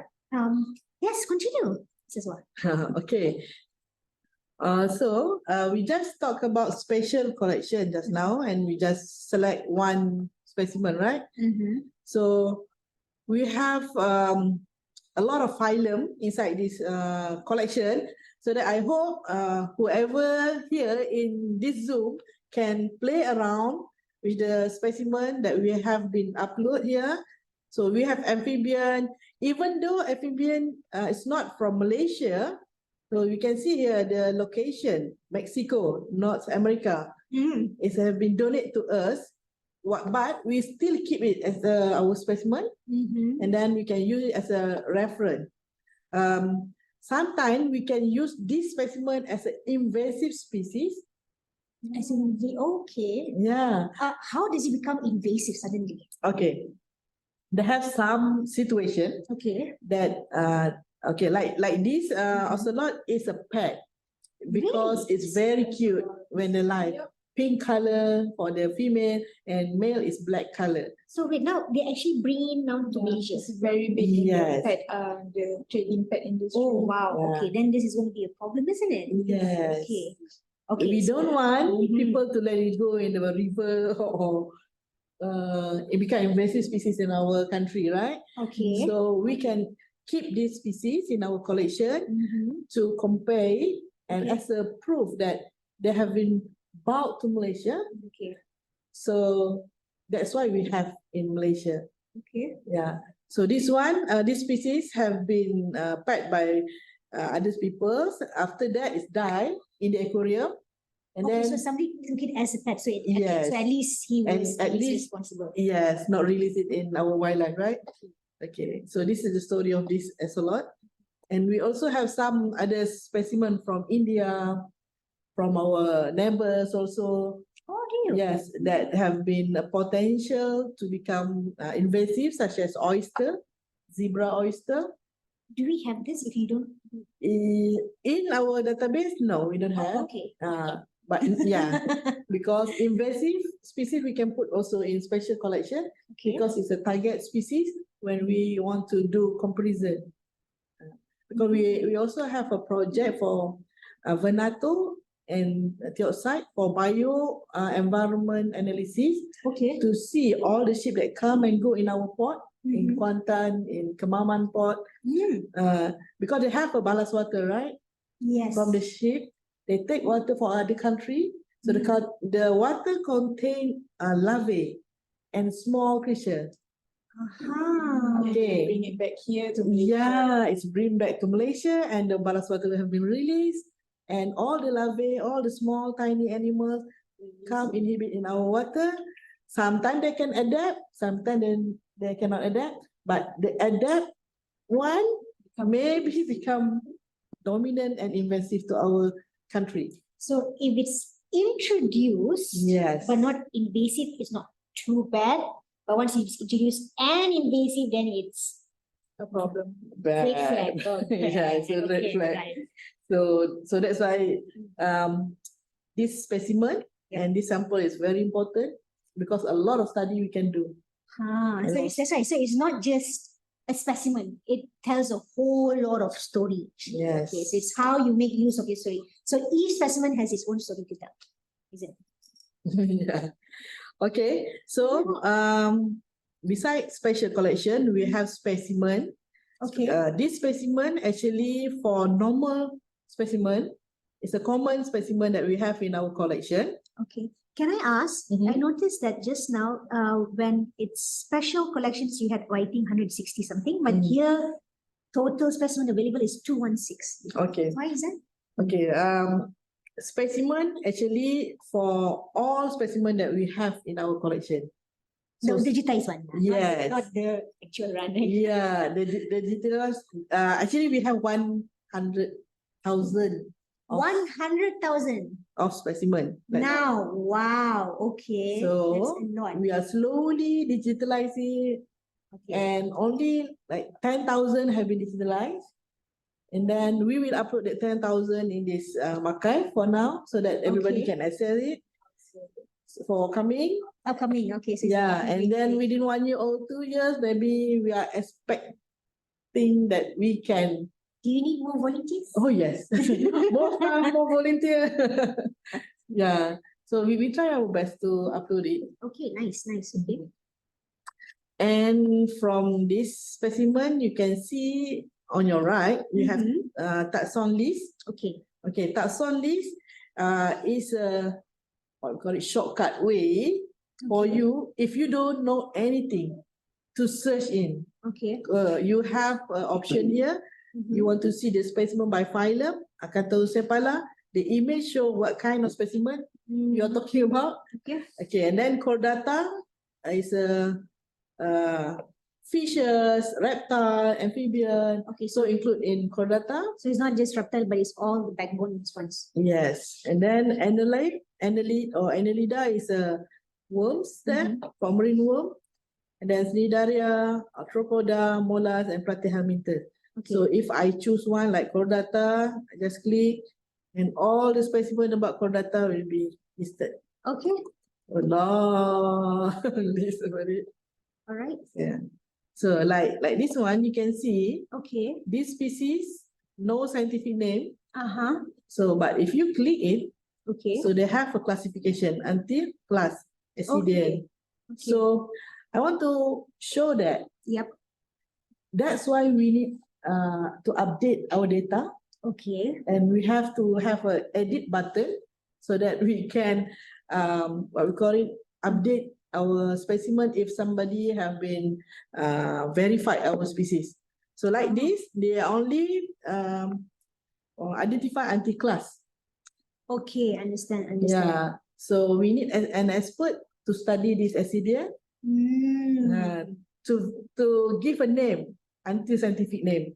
Okay. After that, we can upload back in this platform. Okay.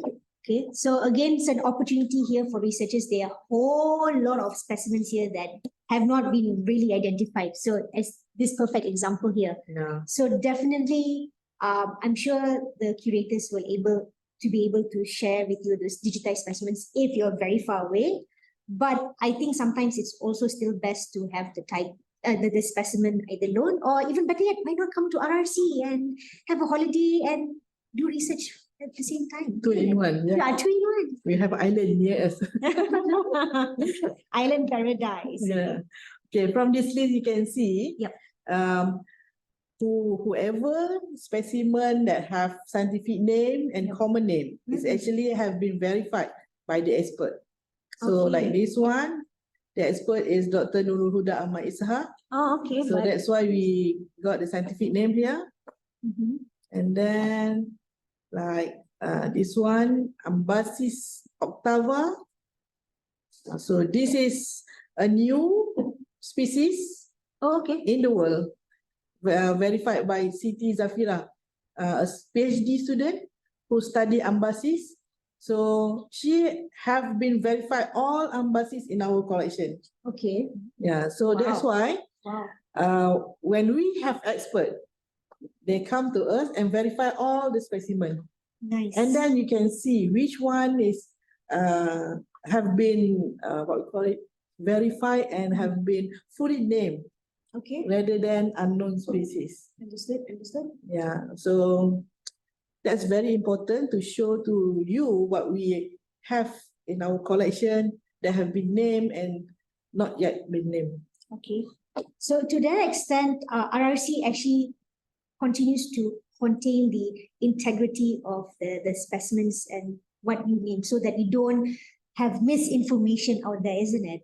So although there will continue to be updates in names over time, because sometimes when you find new species and then you verify it, and then it's because of geographical occurrence, etc. So these things can change over time, but whatever it is, whatever evidence is presented in itself, we try not to misinformation. So whatever's there, to the best of your ability, it is presented there. So that's why you can see only certain of information here that we put, like coordinate, we don't put here. Okay, why is that? Why? Because this only for viewing the specimen. If you want to know more about this specimen, you have to contact us. But I also think in a way it's a good thing that while we make some of these specimens accessible, but I think sometimes for conservation issues, we don't want certain things to go public, and then poaching and all that kind of thing, yada yada, or overfishing, that kind of thing in this case. So perhaps in that sense, it's best to just contact directly. Yeah, even though for this specimen have been published, you can refer to the paper. So you can see here, you have publication. There you go. And how nice is that? Yeah, so if you have publication here, you just click and then they will go straightly to the paper. So it's more safe for you, and you can get very accurate information and data from this paper. This from the owner of the specimen. Even better. Yes. Yeah.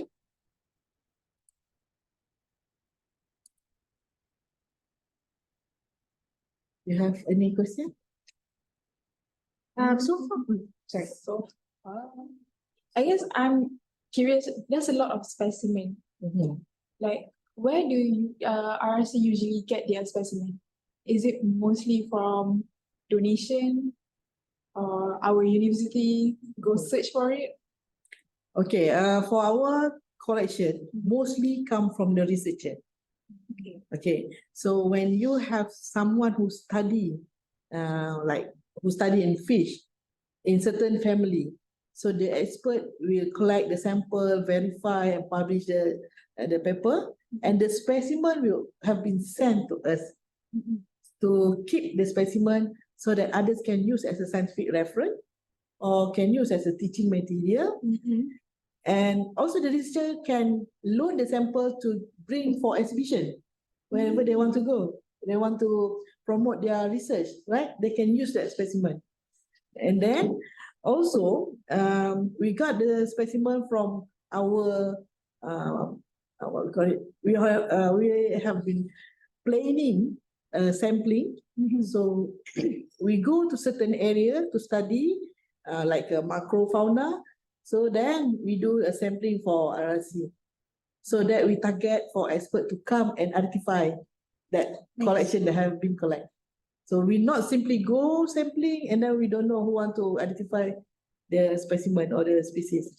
So, but we have some case that student or community near us accidentally found specimen stranded in the beach, roadkill, and then they just come to us and send to us rather than bury the specimen.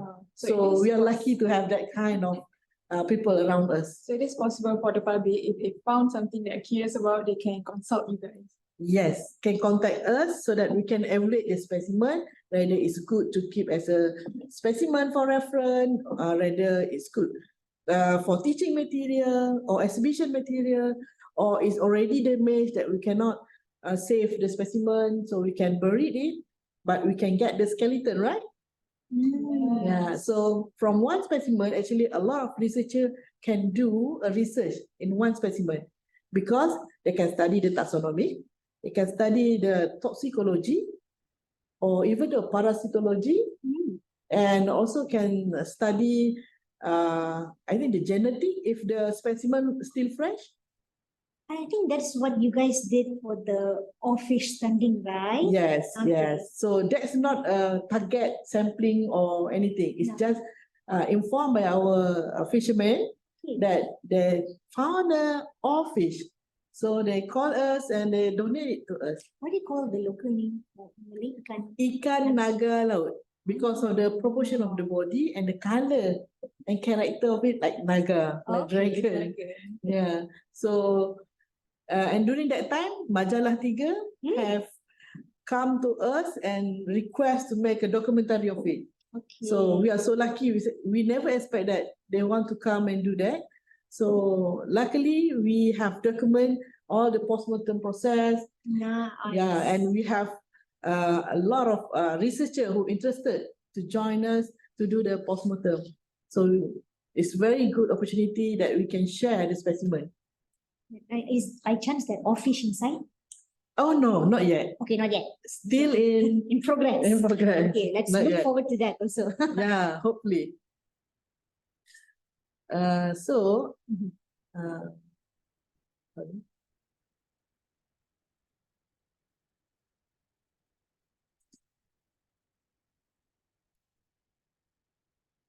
Because I have this, it's okay. I will switch back. Right.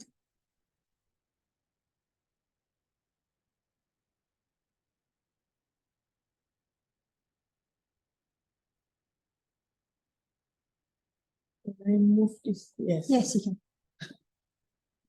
Such a hassle kind of thing. Yes. Where is the my marker page is here. Okay. There you go. It's been blocked by the taskbar. Okay, so from here, we can go.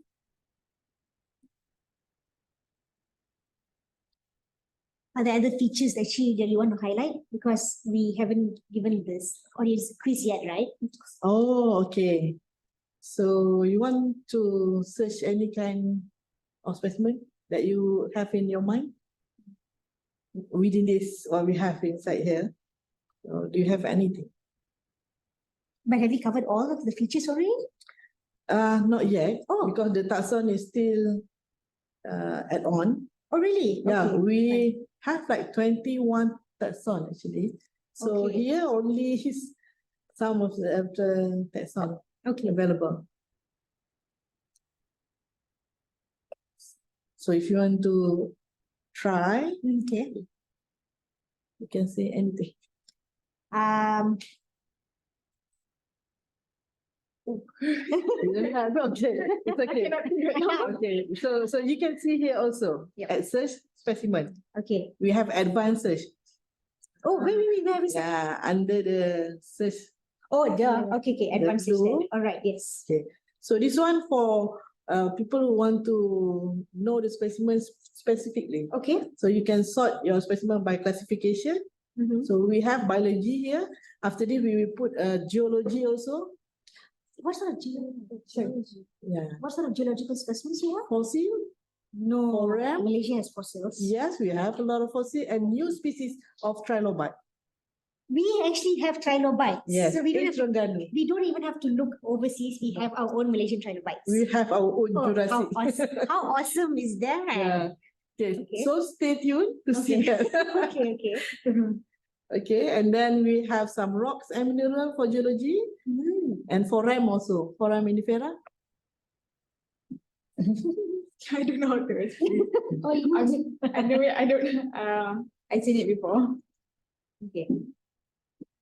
Okay, so it's okay. After we upload, then maybe you can search and Okay. find. So there's more to come. Okay. Okay, so here, whoever want to know about type specimen, if you want to see the holotype only, you can Okay. click holotype and then search. So all the specimen which holotype will be listed here. Okay. Yeah. Okay, in the Correct. advanced search. So you can filter the list of specimen. And So- also the habitat for marine, brackish, freshwater, because this is a Malaysian AQUA archive. So Yes. AQUA can be Freshwater. freshwater, marine, and also brackish water. So we put all the character here. So that easy for you to search. Because sometimes, like siakap, right? Seabird, Yep. they can be marine, they can be brackish. Right. Yeah, and tilapia, freshwater, now have been in Okay. marine. Right. I Yeah, don't know that. yeah, the Was- power of research. Interesting. Yeah, so that's why I want to show here. Okay. And then this is a bonus. We have a story here, but it's not finished yet. Okay. So we are trying to do here is, in the bonus, we have a story about our specimen. Okay, the title of the story, we put it here, and suppose they have a picture here Okay. about the specimen that we want to story. So early parasitic worm discovery. So this is the first parasitic worm that we found in our collection. Right. And then journey through time, the oldest marine worm. So this is marine worm from SRN 487 Okay. that have been discovered 80 years ago, Okay. and then have been recognized as a oldest worm collection in RRC. Seriously. Okay. Yes. That's nice. So in this sense, like just that a lot of the pictures have not been updated just yet. Yes. Not But I finished think yet. in that sense, the stories features is almost quite interesting, like how Mr. Martin Low from Signify Singapore mentioned yesterday about some of Oh, the essence of yes, history, yes. isn't it? Like the part where they wanted to identify where certain species were relevant and the beaches have now gone, but they only have that picture. Mhm. And the possible port that they have to go was to look back at the logbooks of the ship. Yes. So I think those stories are quite interesting because it gives an insight of things that may have been destroyed or damaged, or something that is more unique. So I think it's nice that RRC is doing this initiative to have stories of specimens that are quite unique. Yes, and also we target for community. Okay, So they want to know a story about a specimen, our Okay. nerd story, I call it. Okay. Okay, so you can come and read here, and then we can show you some of our specimen. Okay. And also here we want to acknowledge our donators. That's Who nice. have been passed away sometimes. Okay. So we have like here, this one, a ray that masquerade as shark is a shark jaw that have been donated by Samuel Goh. We tribute it to Samuel Goh because he is a taxonomist. Okay. No, not taxonomist, it's taxidermist. Sorry. Taxidermist. Taxidermist. Because Taxidermist, sorry. it's Is there a different. difference? It's different. Taxidermist is people who preserve in a dry state of specimen. So we lack of taxidermists in Malaysia. So it's difficult to find taxidermists, and we try to train our staff to have a skill to do a taxidermist on different kind of animal, because we have terrestrial animal, we have marine animal, freshwater animal, and the technique to do taxidermist is totally different. Okay, hang on here. Are you saying that RRC even provides facilities to do taxidermy? Of course we are. We have a dry collection. Seriously, wow. So if people want to know how to do taxidermy, you can actually teach them. Yes, we have a workshop every year. Oh, wow, okay. Did you know that? No, I didn't know that. Because taxidermist is a small community Okay. in Malaysia. So Right. normally within museum, we will share the information. Okay. So we know whoever who have collection Okay. and I think request to join the taxidermist, we will sharing the information.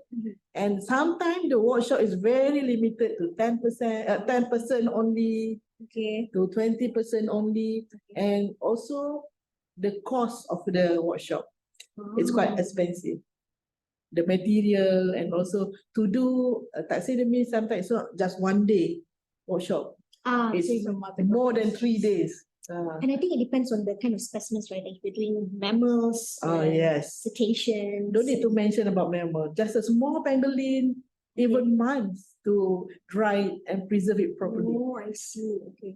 Yeah, and even for one fish, you have to dissect the skin. You have to make a false body and sew it back and coating, waterproofing, and everything. I think the fastest you can make is 3 days. Wow. Okay. So that's even like another topic in substance. Another right? topic. But I think in a way it's good that the visibility is also there, that you guys can provide that service and maybe to update it maybe on the website. Yes, we will update it in our Facebook, in our website, because that's the way that we want to inform everybody what we have been done here in RRC. I think for the story, you can play around and read after this. So that's all for MAQIVE platform. So whoever want to ask, so can chat and maybe contact us. Are there any questions in the group for now? If one would like to ask. I know as Ms. Azwarina, you will surely have quiz for the audience, right? Maybe they can also try to see if they understand from this, so at least. But perhaps because I think we've come to some time, unless there's no questions, we can probably take a short breather for a while, maybe like a 5-minute breather or 10-minute breather. Yeah, maybe 5 minutes. Okay, 5 so minutes. that you can play around with MAQIVE. After that, we can do a quiz and question, and then you can answer it directly inside the Zoom. Maybe? Yes, we would like a participation. So please don't just listen and just listen on, because it's supposed to be interactive. So now that you've known a lot of our story sessions, etc., we're going to give, right now we don't see any questions, but please feel free to still ask questions in between. We will take a 5-minute break, and then we will continue on with the quiz and the sessions later. So stay tuned.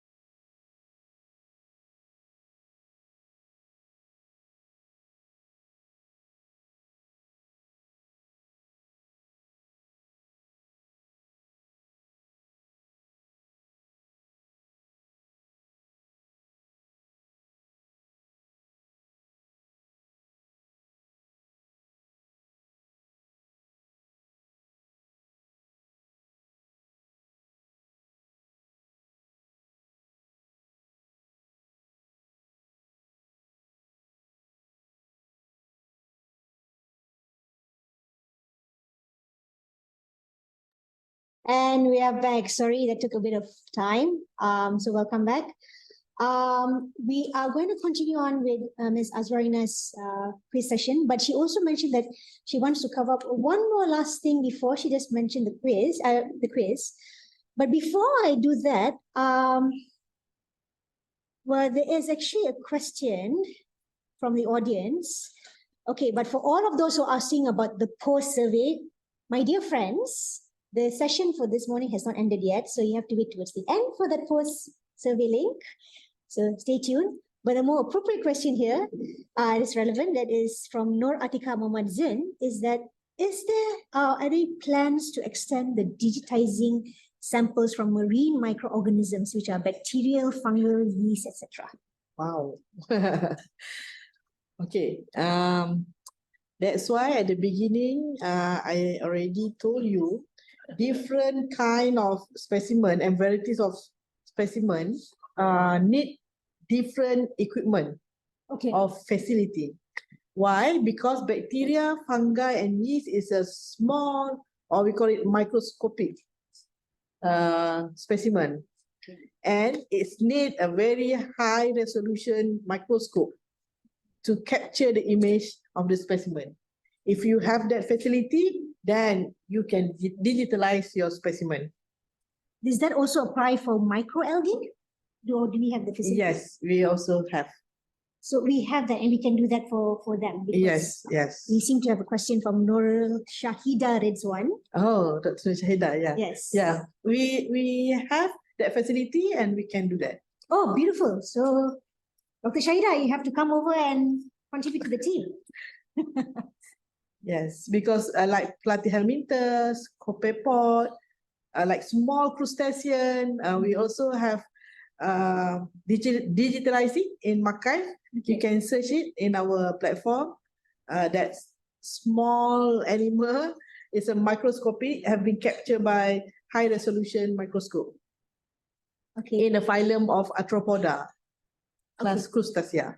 So we do have some of this equipment to handle certain things, but mainly what we need is also help. As we've mentioned, we are really understaffed, so we definitely need help from researchers to actually help contribute towards that aspect of the research. So yes, Dr. Nur Shahida, it's long overdue. So please come over, yeah? Okay, thanks. So Ms. Azwa, I think I'll leave it back to you to cover up a little bit before we move into the quiz. Okay, I share my screen. Yep.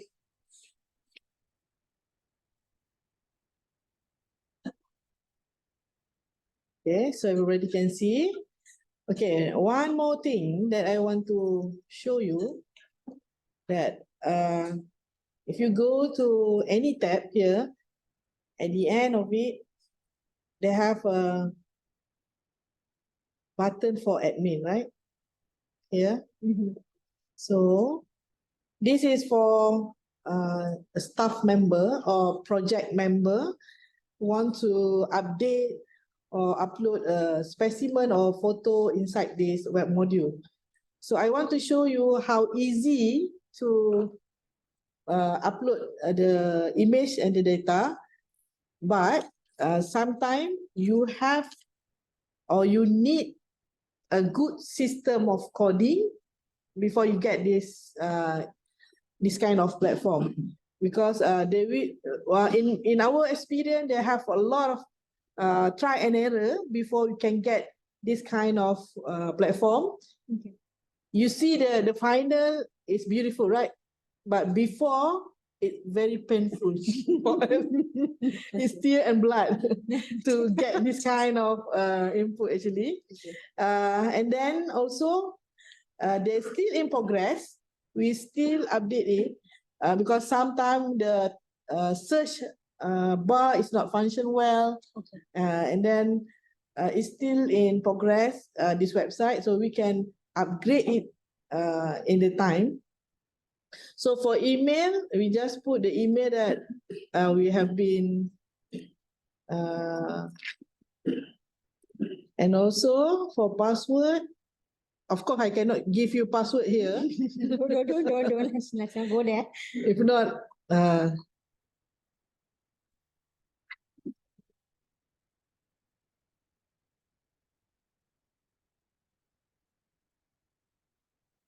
It's a very long password. Okay. Then I, as a project member, can access it. Okay, you can see the difference is there another tab here, add data. So this only appear when you log in. Okay, and then when you click add data, so this is the interface that you have. So this one for upload specimen image. So you just choose the file and then you click upload. And then the image file will be directly upload to the platform. So the format that we need for the file name, sorry, is a catalog in number or SRN.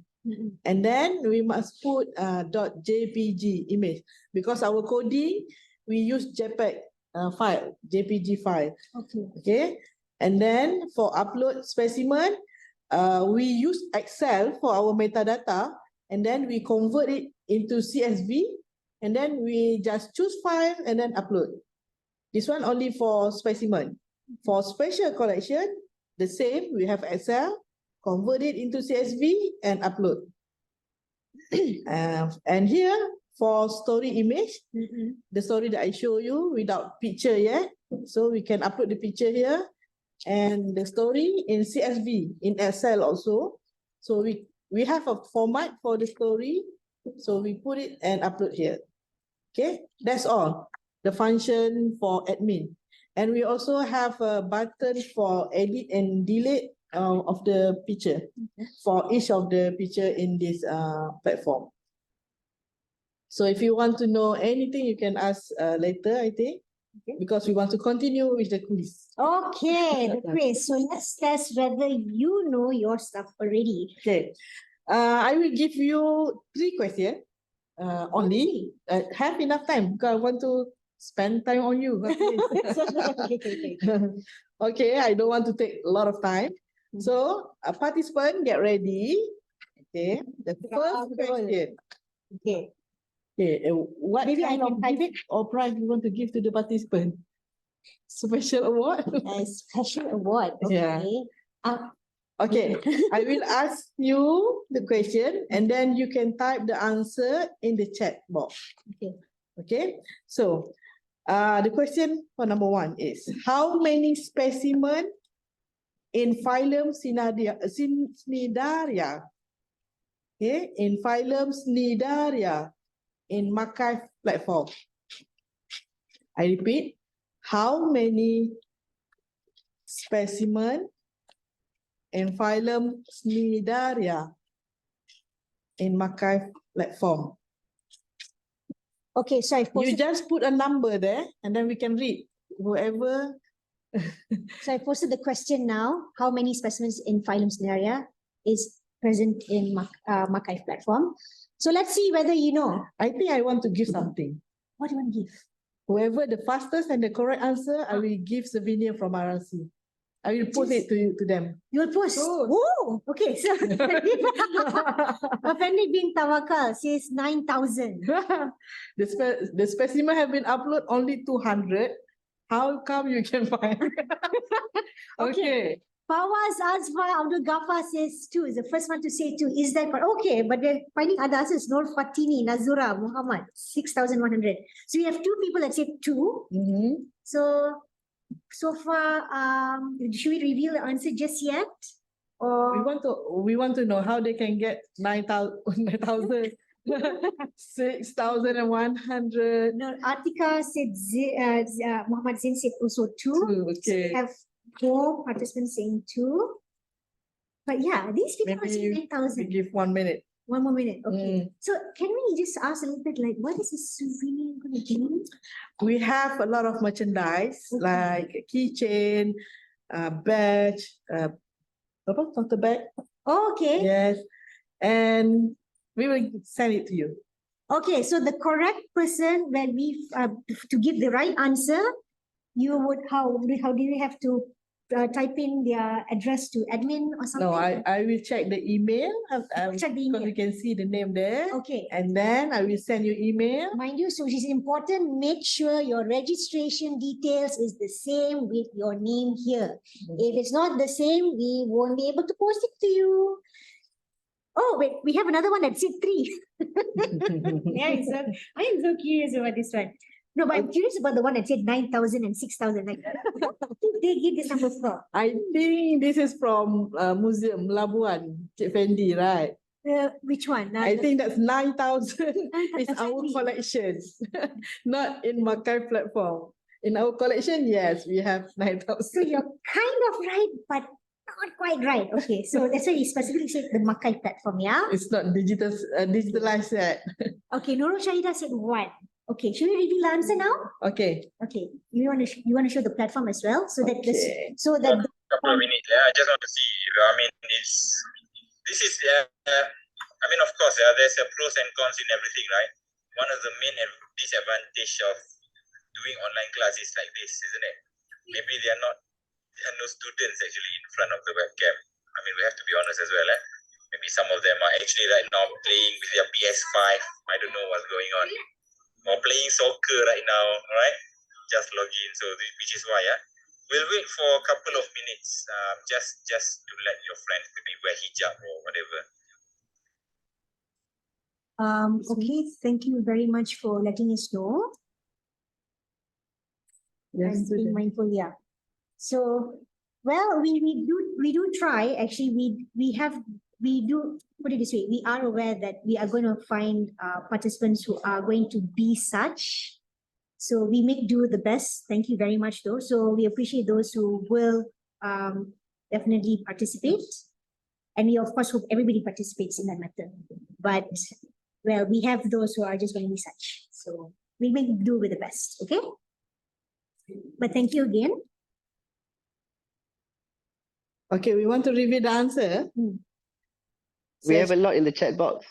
In the chat box, banyak jawab. Yes, Yes, we are seeing it. Oh, Yeah, okay. in front of us. Before the reveal, dah pick winner ke belum? Yes, we already Yes. put down the winner in this paper. Yes, yes. The first who give the correct answer. Okay, so I think we put it this way. We reveal the person who got the correct answer and we will show them how we got the answer. How is Okay. that? Okay, so in this case, the winner who got the answer right is Mr. Fawaz Asfar Abdul Ghaffar. The first one. The correct and the fastest. Yes. So perhaps you want to show how we got that? Okay, so actually this is our MAQIVE platform. Yep. Discover our collection. The easiest way, you can directly go to taxon list. Okay, because in taxon list, they have a phylum Cnidaria here. You can just click Cnidaria and then voila, there appear only 2 specimens. Okay, Okay, noted. that's the easy way. Or else you can type here, insert specimen. Sometimes human error, the name type may be wrong, so they cannot detect. Okay, so the second question, can we go to second question? Okay, So we let me know second the first winner. Ready? Hang on.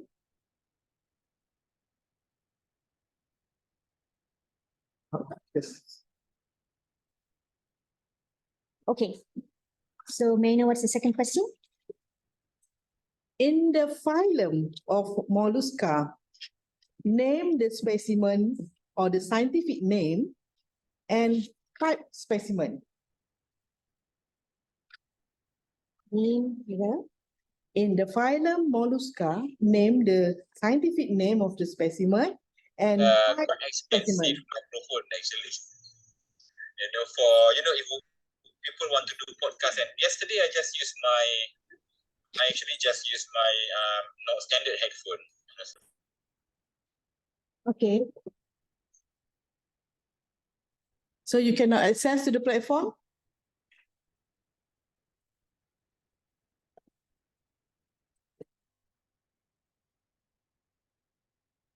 Okay, sorry, we lost the person just now, but never mind.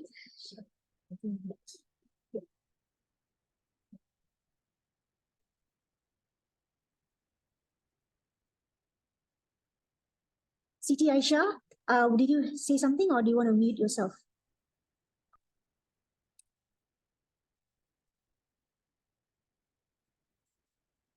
Okay, never mind. Okay, this quiz are only for exercise and training to use MAQIVE because we want to know the feedback from the participant, how well you understand to use that platform. Okay. And yeah, So never mind. In the sense now, we already have a few answers here. so maybe they use laptop or computer. That's Yep. easy. In the phone, maybe quite difficult, right? Okay. So that was what I'm That saying. makes sense. Okay, understand. We do apologize. It's going to be a little bit trickier, but it's okay. The idea is that it's not about the winning. It's more about whether you understand. The idea of the initiative of just getting participants on is so that at least there'll be some enjoyment in this. Okay. So no worries, but Maybe Yeah. another thing is also maybe right now we are still rusty, right? We are still just only getting to know. But let's warm up sebab petang nanti Kak Azwar will be with us too for the workshop with the community. After Dr. Melissa's workshop with the researchers, then we will do something even more unlucky, hope for internet. So maybe you guys can prepare for later also. But right now we can try to warm up. Yeah, no problem. So yeah.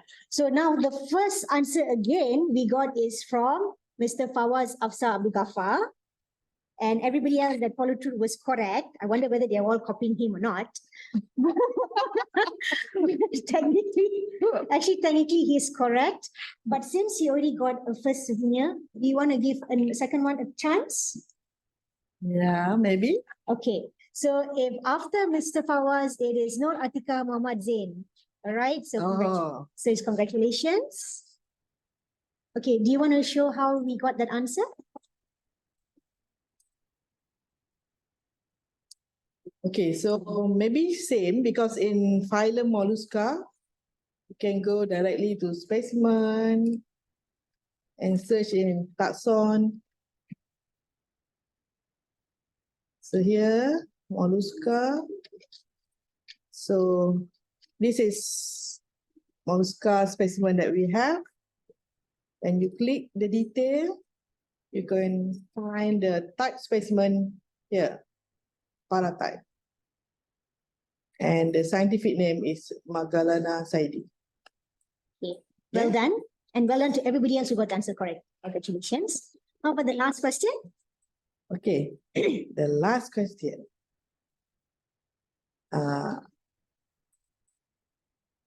What is the oldest specimen in worm collection? What is the oldest specimen in the worms collection?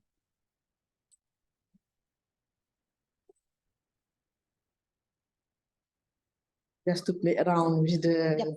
sample and information.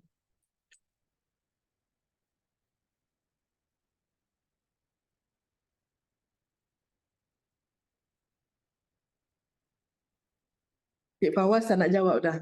Sebab kalau dia jawab paling cepat dia tak dapat hadiah dah. Can, but yalah. Eh? Okay, so the first, Still Cik Fawaz. Cik Fawaz very, very fast, eh?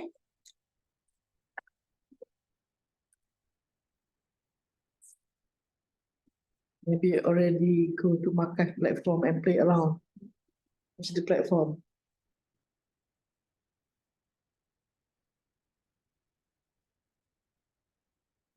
Okay. Anybody found others answer? Not sure Cik Fawaz right or not. Actually, Helmi, did you copy? Cik Fawaz.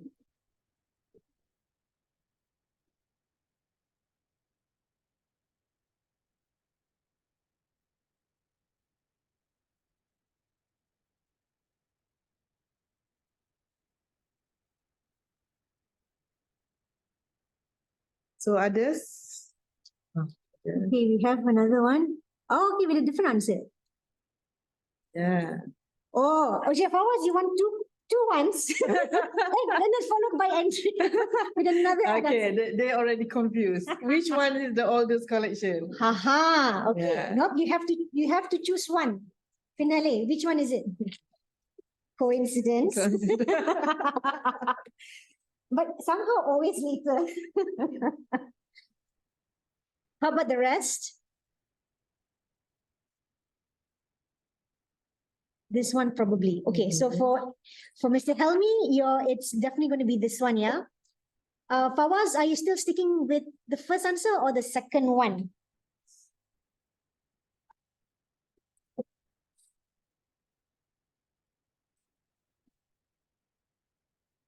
The second one. Okay. And Aliyah. Aliyah mentioned 4087. 4087. I don't think we have that collection in the market. Is it? Typing error? 0487. Okay. Okay. Thank you for the correction.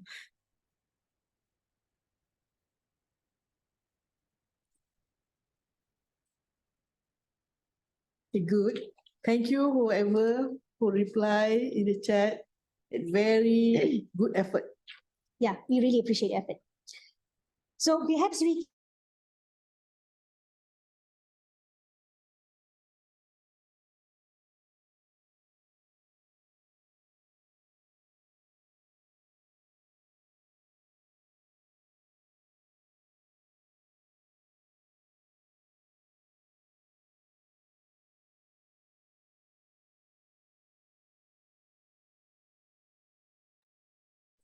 Sorry. we were muted all this while we didn't realize. I'm so sorry. Okay. Just go to the story tab. Okay. After that, you can find the title about worm. Because you want to find about worm, right? So the first worm was collected back in 2014. Okay, this is Acantosepala, number 1 until number 6. I remember it. It collected in 2014. So for oldest marine worm here in the second box, it's UMT Annelid 0487. Okay, so GMT Analyte 0487. That's the correct answer, right? yeah. So if that be the case, the correct person to answer this is 487. Double checking. Alia Rihanna. Well done. Alia Rihanna, well done. And again, a great effort to everyone who actually participated in this.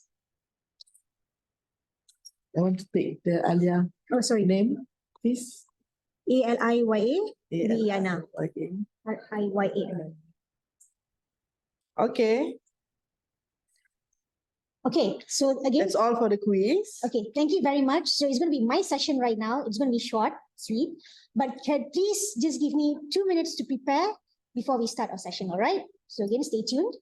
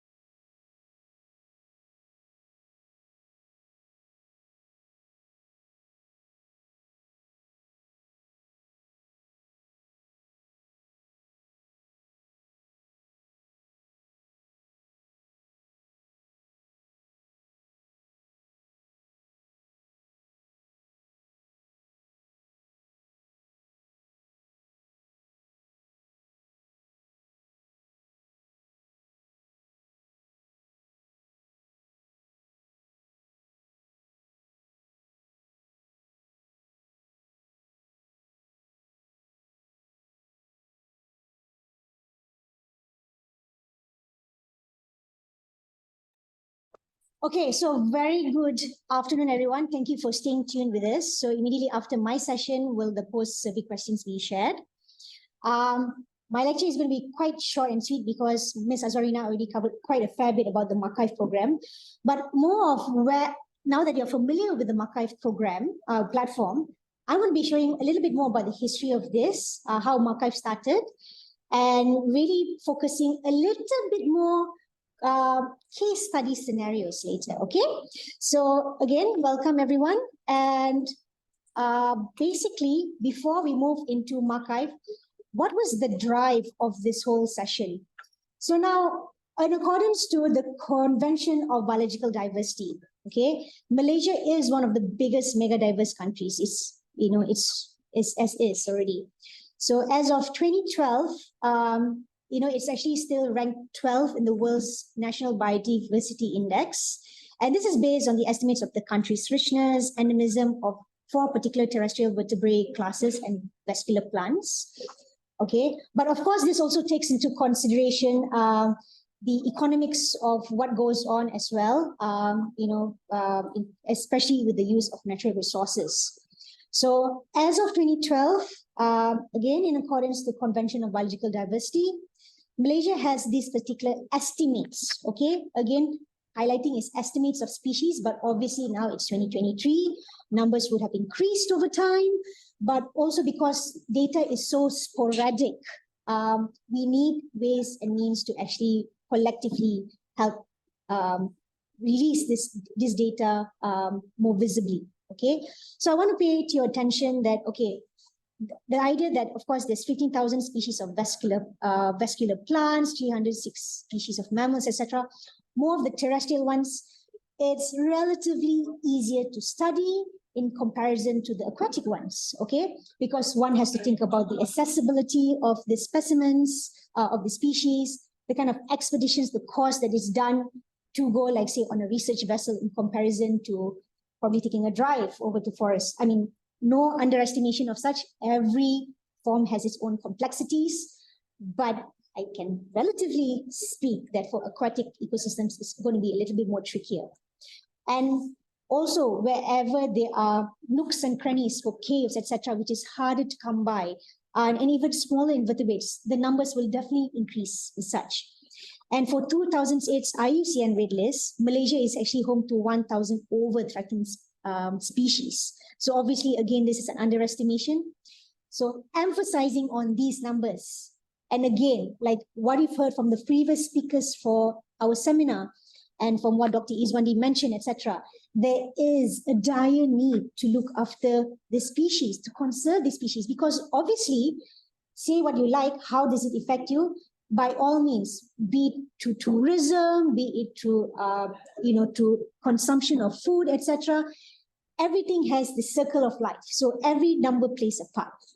So looking in towards the marine protected areas in Malaysia, okay? Malaysia falls within the Coral Triangle, for those who are not familiar. And there's 6 countries that actually participated in this whole Coral Triangle initiative, okay? When more specifically for Malaysia, as of 2013, the Department of Marine Park Malaysia manages about 2,480 or 2,050,000 over hectares of marine protected areas, of which 42 of our islands at least are gazetted as marine parks and of federal territory. 32 islands are located within the area covered by marine parks, and almost 20% of this are located mainly within and managed also in the Department of Marine Park Malaysia. So, and then speaking for our brothers and sisters from Sabah and Sarawak, they have about 73,000 over hectares in Sabah managed by Sabah Parks. And of course, Sarawak Forestry covers even massive extents of that hectare. So why all this idea of protection? So now the fact of we protecting this area is obviously to protect the biodiversity of what is known and also what is yet to be known and to be discovered, all right? So with accordance to what the WWF has reported, about 76% of the world's coral species are around in the Coral Triangle, which of course includes Malaysia. Within the Coral Triangle, we know at least 6 of the 7 marine species, okay, that are found within Coral Triangle. More specifically for Malaysia, we have 4 that at least of existence records, but in the aspect of IUCN, some of them are quite endangered, and at least can be said that at least, like say with the leatherback, it is regionally extinct. Okay, so this is just one example. But what about other aspects? Okay, with fish diversity, 37% of the world's coral reef fishes species are found within the Coral Triangle. 56% of the coral reef fishes are within the Indo-Pacific region. Okay, in terms of the livelihoods, be it fisheries, aquaculture, the whole works, 120 million people, okay, are affected directly, indirectly towards this aspect. And at least with the Coral Triangle, there are tuna exports from this, but obviously tuna is probably the most commercial, but obviously there are so many other species out there that are of commercial value. So just to give you an idea of the context of not just biodiversity that is important, marine biodiversity is equally important. So how is it that we as repositories and natural history museums play a part in looking after and conserving, not just necessarily for in a live aspect, like having marine protected areas, but how do we keep this metadata for research purposes, teaching purposes, etc. So this is where MAQIVE came in. Actually, both the team from RRC and myself, we initiated an elective program, an elective course, particularly for the marine biology students, which is biological classifications of marine organisms. Technically, it's a taxonomic class, but focusing more on marine specimens. Okay, so why the need to do this? 2 aspects. One, students were quite familiar with sampling techniques, all right? So they have very much plentiful exposure with our playgrounds such as Pulau Bidong, Tasikini, etc. So now the thing is, what I've noticed in my experience is that students will actually use the specimens, identify them, etc. But then after which, most of these specimens sadly just gets disposed, not made use of, etc. So it's such a waste in cost factor, where none of the specimens get reused in different aspects. And then me coming back, in 2016, starting back here with UMT, and my love and passion has always been about taxonomy and working with museums. So I talked with Miss Azwarina about this, and we were wondering, like, how can you make this fun, actually, So, and more particularly, how to make taxonomy sexy and relevant. So when we first initiated this course in 2019, we had students who were like very skeptical, like, am I going to be taking this course just for the sake of remembering the name? Because if it's going to remember, I'm like, no way, I'm not going to take it. I said, no, hear me out, just take it on, just take on the course. And why I'm putting this picture of the first batch of students that took this was because in some ways they took a risk, not knowing what to expect with this subject. But I think they had a whale of a time, particularly playing around with all of the specimens from RRC. So we call this experiential learning because we expose the students not just for lab purposes, okay, but we actually expose them to a curator and science officers that actually relate and work with the specimens, with the industry, etc., so they can relate in terms of the importance of taking on this course and the relevance of job opportunities, etc. So we guided them through, I covered the theoretical aspects, the technicalities of why taxonomy is important. The team from RRC let them had a way of time playing with all of the different specimens. So basically, this is our module. This is the part that is covered in RRC, which is the practical hands-out. So they covered dry specimens. So if you can see the top picture here, they play around with resin specimens and make dry specimens as such. And then they also work with wet specimens preparation. They deal with specimen collection storage of both dry and wet specimens, and learning how to conserve all of those. And then the last part is having to key in the database, like retrieving data from, because they actually also have data from MyBase and OBase. So how do we retrieve data? How do we cross-check with worms if the name is correct or not? And then how to upload the database again. So this is the module that we've covered in our elective.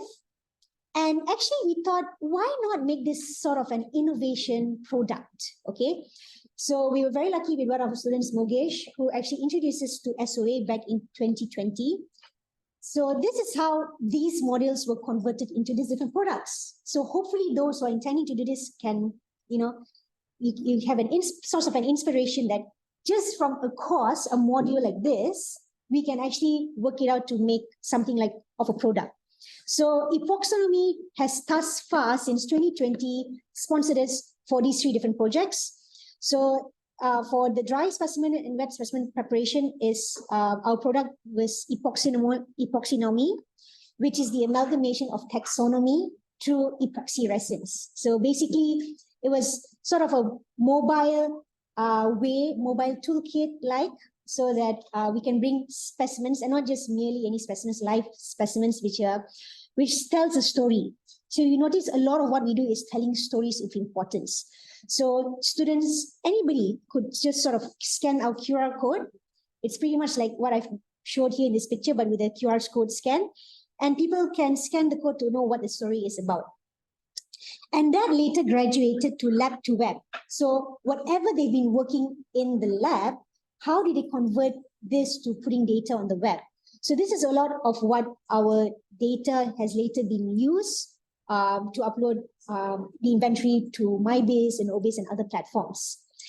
But then we realized the importance also of digitization. I mean, it's obviously very global. And thus, this is how MAQIVE, our Malaysian AQUA archive, has come to be. Okay, so again, big shout out to SOA for all the help that you've given throughout the years in making our initiatives not just accessible to us, but obviously towards the community. Okay, so I probably won't go into a lot of details about challenges presenting physical specimens. We've already covered quite a fair bit of this during the seminars. And then obviously, I just want to emphasize again that, again, digitization is not the ultimate solution for everything. I need to emphasize that. But at least, again, when complemented with the current types, the current specimens that we have, it definitely will be very meaningful. So obviously we have, okay, in the case of maintenance difficulties, there are very big problems in terms of their earthquakes or, fires, etc. And then again, with people being understaffed, and you have consumables, even the fact of ethanol and formalin takes up quite a fair bit of cost, to preserving these specimens. They can be destroyed over time if not well maintained. And then the thing with preserving is that the limited accessibility. So we also have to realize that as much as you want to collect rare specimens, sometimes the cost that comes to it. Okay, so if you're looking for deep sea specimens per se, that you can't do just with a little boat trip, on the seashore. Obviously, you need the right kind of equipment and the right kind of vessels to actually, and of course, the cost factor and the expertise, the kind of crew that you need in order to go forward with such expeditions. And then, of course, the cost factor again, like having to travel just for a particular specimen, which may not be very feasible. Yes, eventually specimens can be loaned, but if there's a way to reduce that factor, particularly if people are not very good with handling the specimen, this is where digitization can actually be very helpful. So with digitization benefits, okay, this is very many factors that has been covered. So with preservation of specimens, so digital records provide a backup for a lot of these physical specimens, and it helps safeguards against loss due to disasters, damages, and deteriorations. And then it also reduces the need for physical handling, minimizing the risk of damage to delicate specimens. If you look for the accessibility and outreach, okay, so again, it's not just specifically for research. Digital database can make collections accessible to a global audience, including researchers, educators, as well as the general public. And this also enhances the public engagement for education. With regard to scientific research articles, have you seen like what Ms. Azwarina has shared? Publication is actually quite important, and this helps sharing with data according with researchers, and encourages actually ongoing collaborations and different interdisciplinary studies. So as I mentioned, it's not just only for biological aspects. For those in software engineering, you can definitely come and collaborate with us.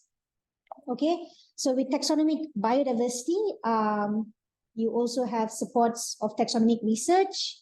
With data standardization, as what Ms. Azwarina mentioned also, this involves the formatting, the improvising of the data, such that it's a platform that can be accessible for all. And then we also want to ensure that there's efficient collections management, conservation of the environment and monitoring. Citizen science involvement is also crucially important, and it's now in a trending phase where citizen science is not just about being taught, about, in this case, educated about ocean literacy, but obviously it's somewhat like training of trainers. So within this module that we've created, we actually teach our undergraduate students, of which later they have to perform their own exhibition in order to actually teach the public about what they've learned. So imagine having to use digitizations to actually assist in that work. It definitely will help.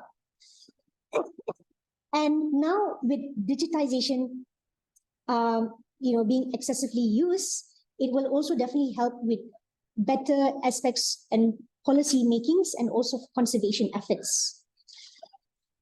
Excuse me. So here comes the part of the digital solution. That's pretty much it for my talk.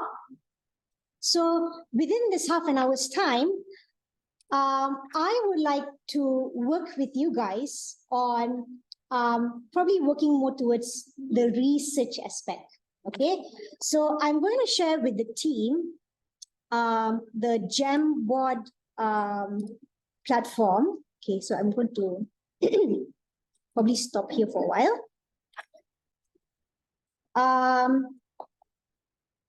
Okay, so just hang on for a short while.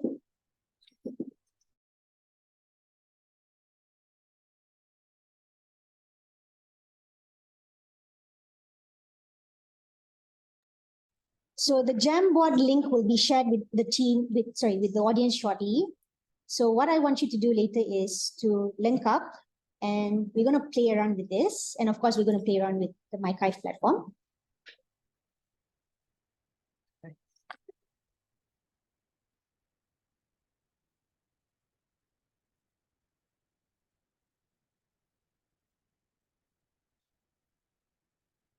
Okay, so I've just shared that link on our chat.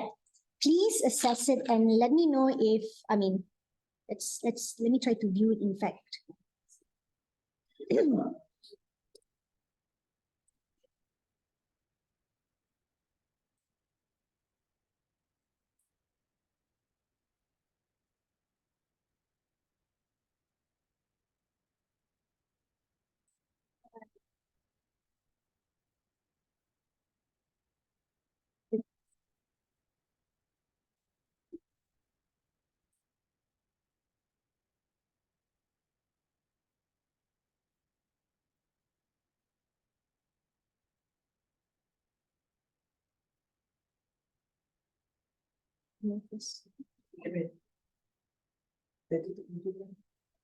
Okay.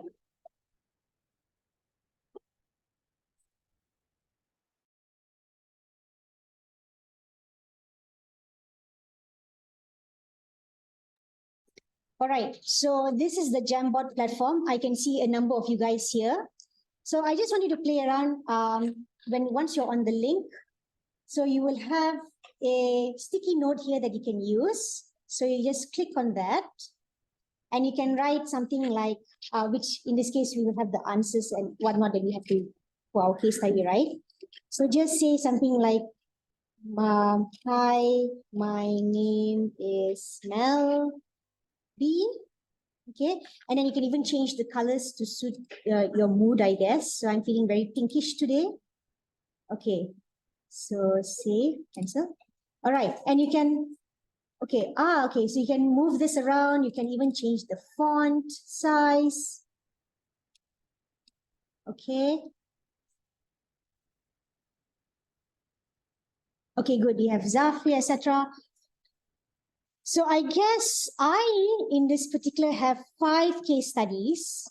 So it will be nice to, good, hi, Fendi. So, okay, so you guys seem to be very familiar. Looks like you guys getting the neck of having to use this, which is good. So now, when we're going to our case study, we will actually find a way. Yeah, we have to write out your answers on your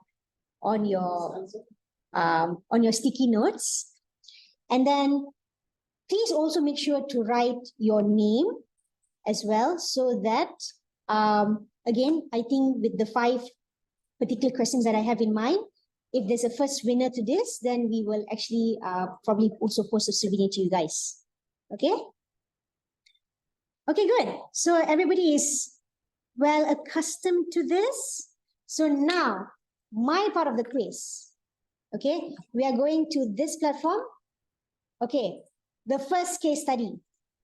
Okay, so now, a colleague, now this is a lot of role playing here. So try to imagine yourself in the situation.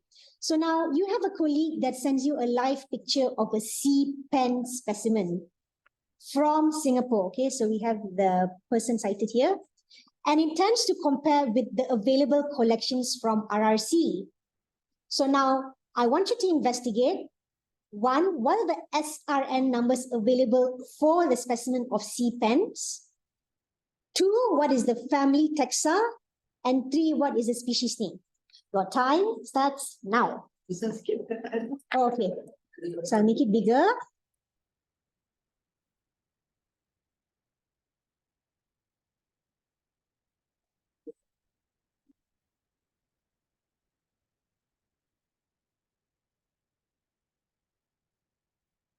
Is that big enough? Okay. So I'll give you some time to find out the answer.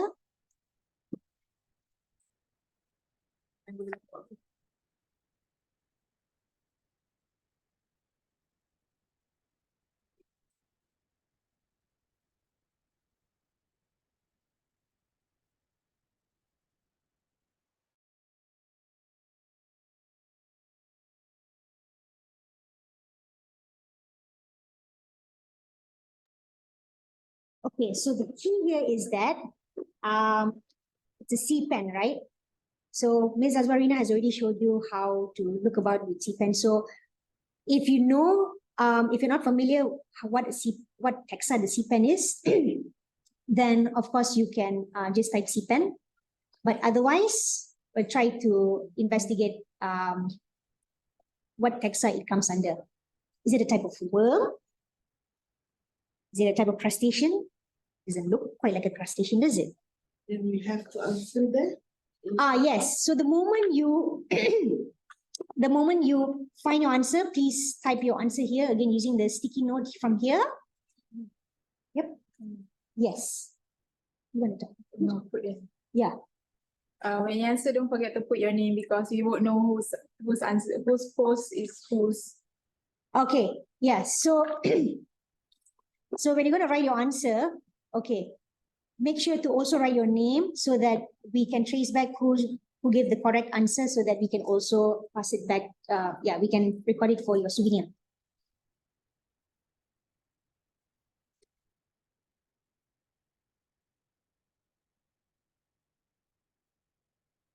So anybody want from the audience still waiting about?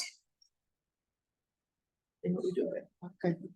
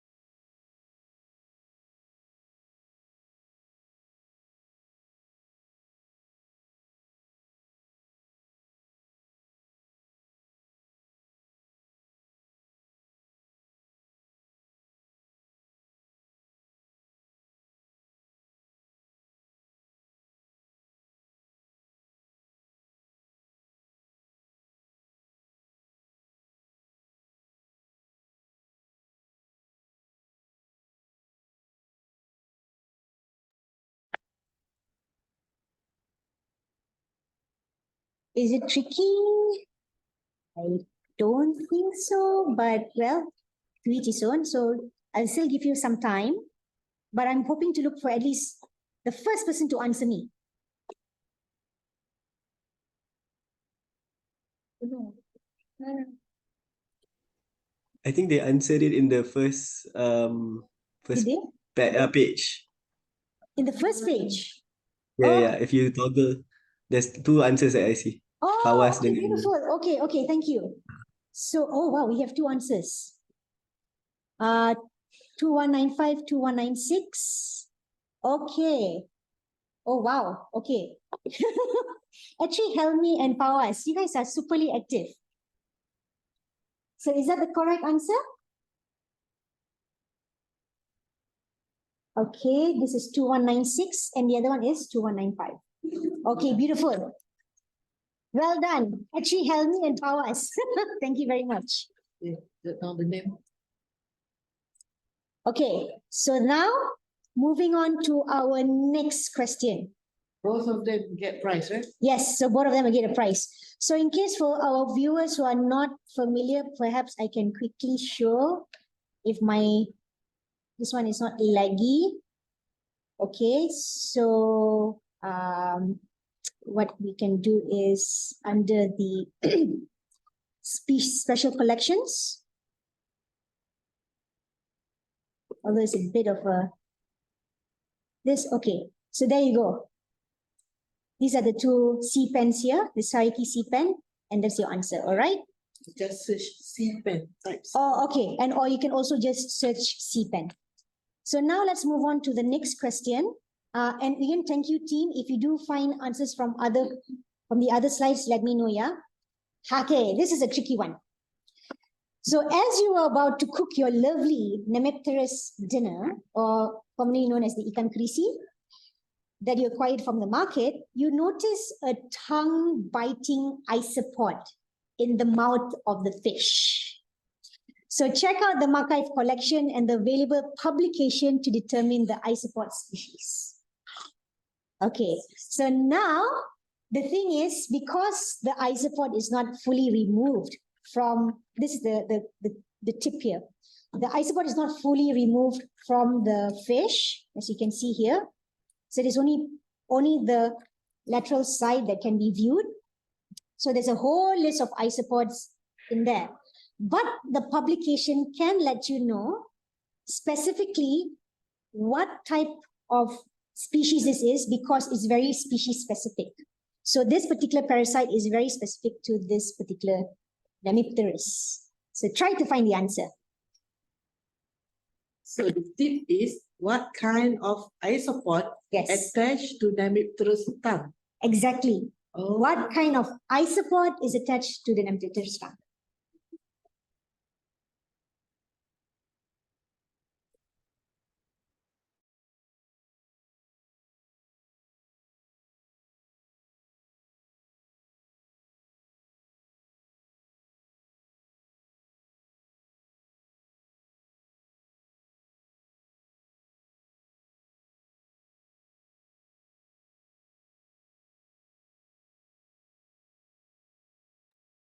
Okay, hi Carl. Seratatua carinata unfortunately is not the right answer. Good try. But good try. You're getting close though. You're getting close. So keep trying. It's only on Nemepterus.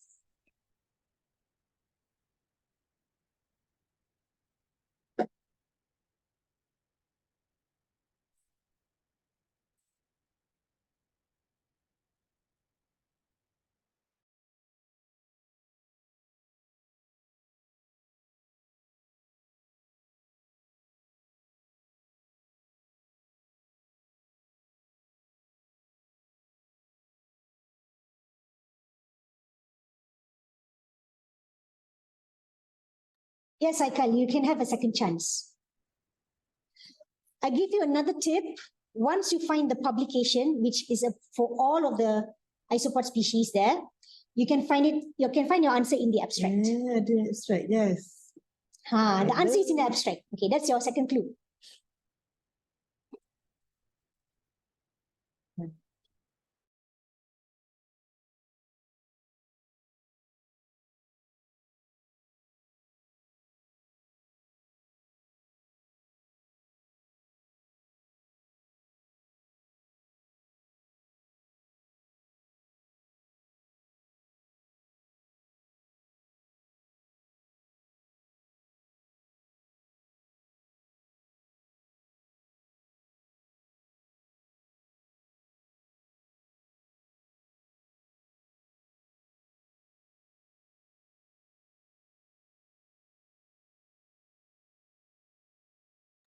Sangeeta, what is the name of the species of that SRN number that you gave? Can you give the name of the species?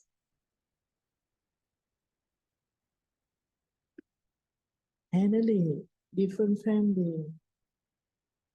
It's a worm. Okay, so you put ANN, which is an annelid, okay? So just so you know, this is not an annelid or type of worm. This is actually a type of crustacean. So the isopod is actually a type of crustacean. Just so you know. So it's actually very related to crabs and shrimps and all. So those ones are the ones that we eat a lot. And this one is actually parasitic.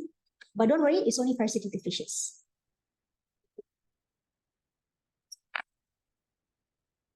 So I guess this one is a little bit tricky, yeah? Yeah. Anybody, probably I'll just give 1 more minute before I will reveal the answer.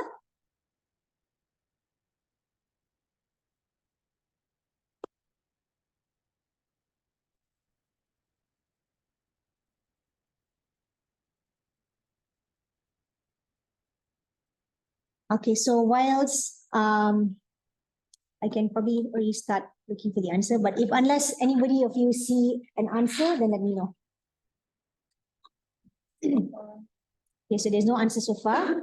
So what we can do is, The clue. Can give clue. somebody asked about the clue. No, we can give the clue. Okay, I will guide you a little bit to the clues because I still want you guys to win.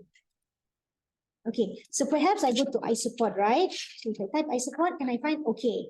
So you find this whole list. So which one do we go for, right? So remember I mentioned about the publication. Okay, I'm going to give you the clue now. So the first one to give me the answer, oops. Oh, okay. So let's go to the, Yes, okay, there you go. It's on the abstract, right? So the first one to give me the answer, you will get it.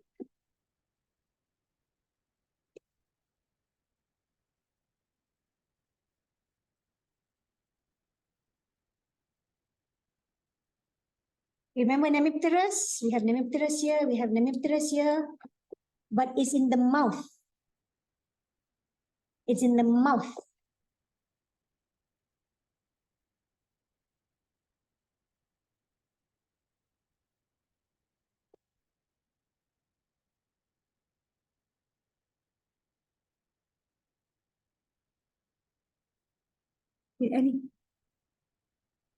It starts with a C also, but not Ceratata carinata.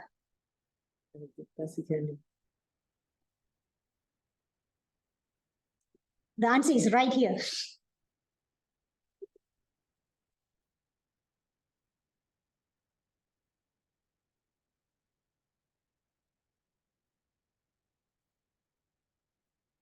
Do you have an answer? Sangeeta, try to answer it. Okay, Cymator. Haikal. A little, needs a bit more correction. Haikal. Haikal, how about Haikal and the rest?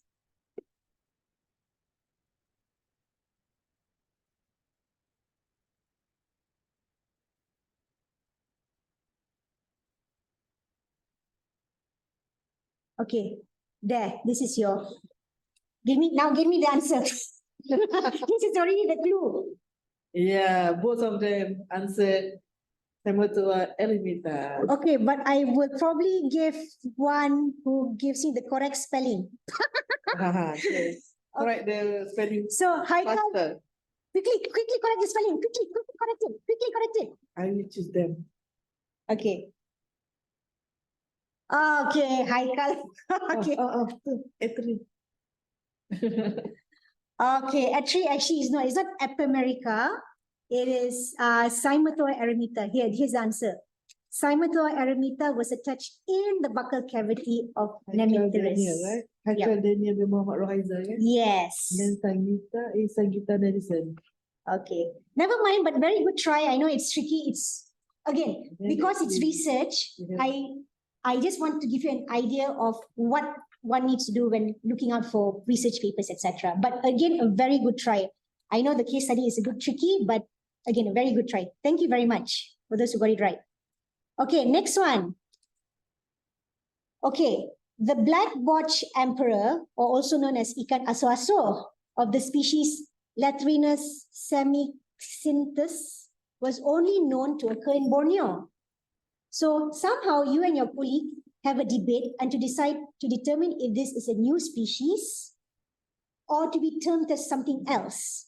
So now investigate the MAQIVE platform and its publication to determine if it's a plausible new species or not.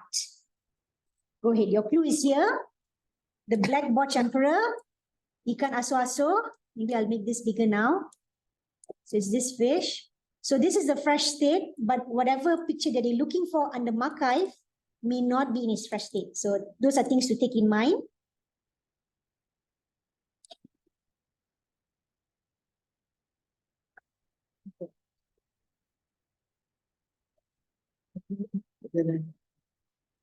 Tak boleh dia. Tak berpi lama.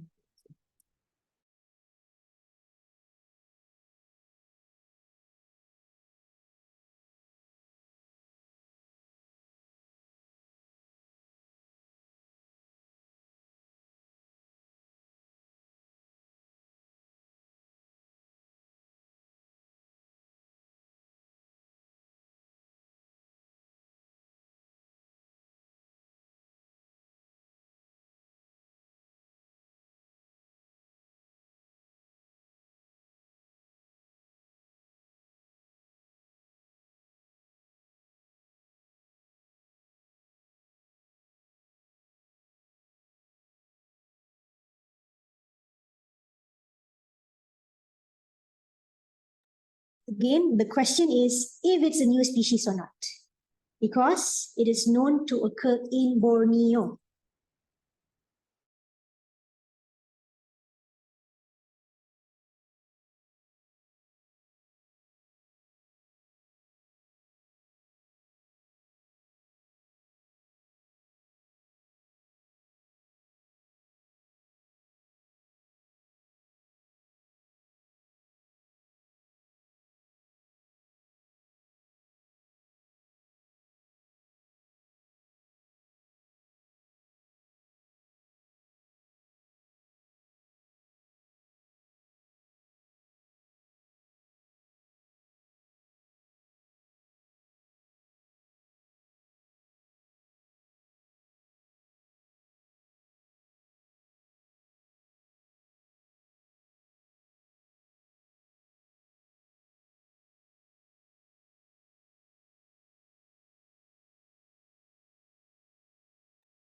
May I know who wrote this one? New, no data found in MAQIVE. Who wrote this? New. New no data. As in, and I presume it's a new species, right?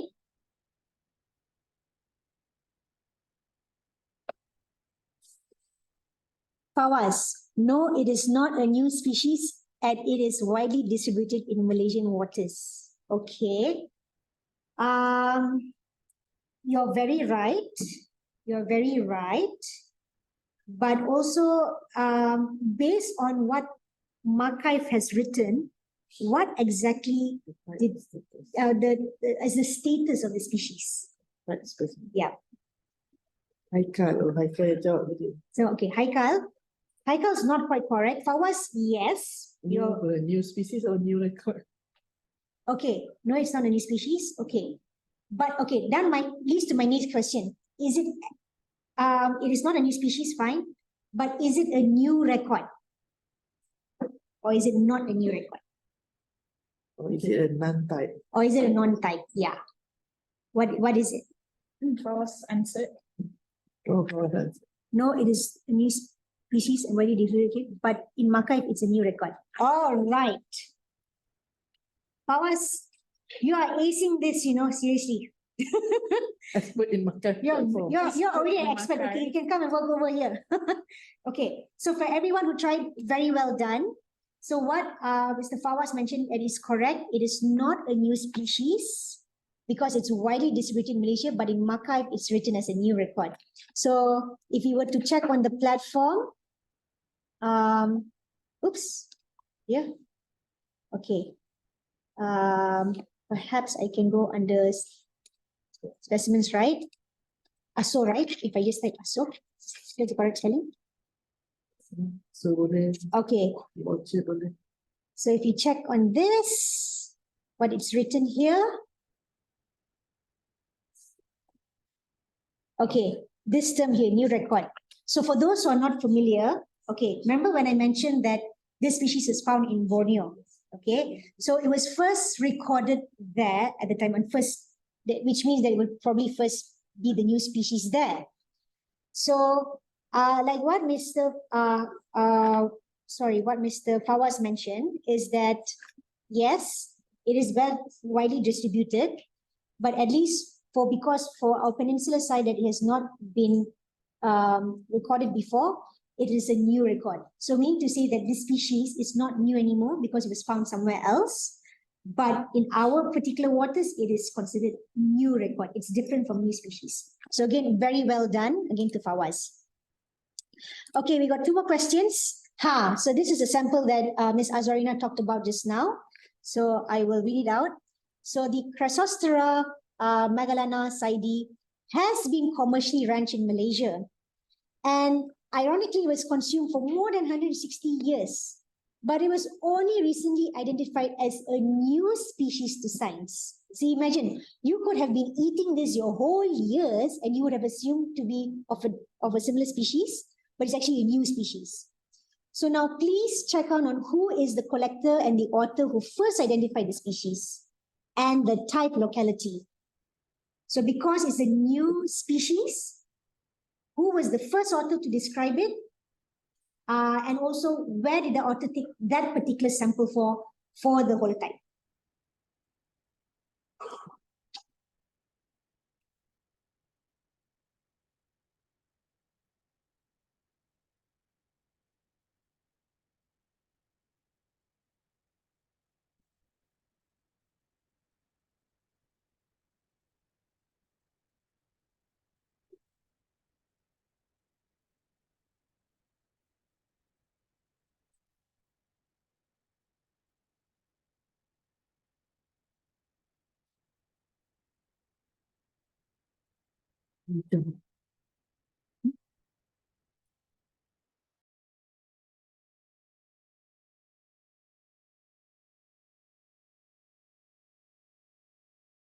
Wow, this is fast. Okay, may I know who? Sangeeta. Very good, correct. Well done, Sangeeta. Absolutely right. So the person who first identified this to be a new species is Norlina Wong. Okay, and the collection was in Johor. Absolutely. So for those probably who are still trying to figure it out, oops, sorry. That's yeah, I go to special collections.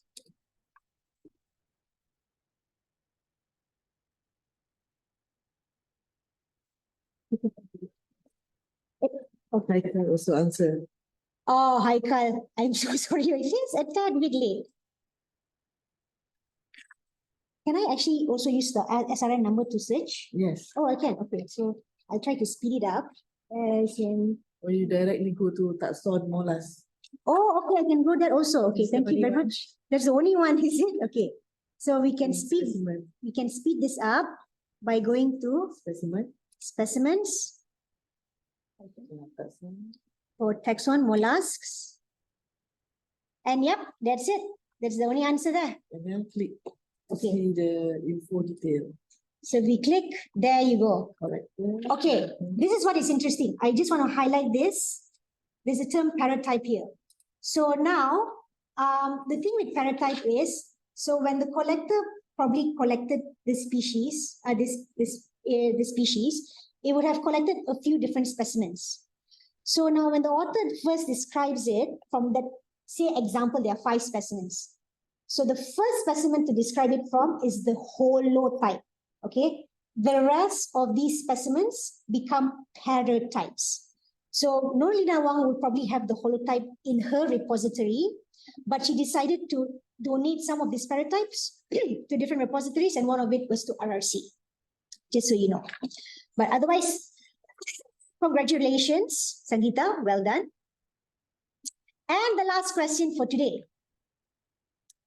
Tunicates, or commonly known as sea squirts, are groups of marine animals that spend most of their lives attached to docks, rocks, and undersides of boats. Excuse me. So based on the MAQIVE material, determine what is the families of the first and second specimens.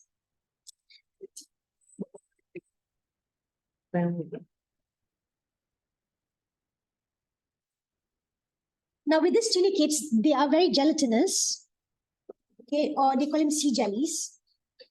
So they might seem like, hey, they're both tunicates, but again, based on the features and the morphology, they both come from different families. So let me know on the one on the left, what is that family? And on the one on the right, what is that family? While I get my throat back, thank you.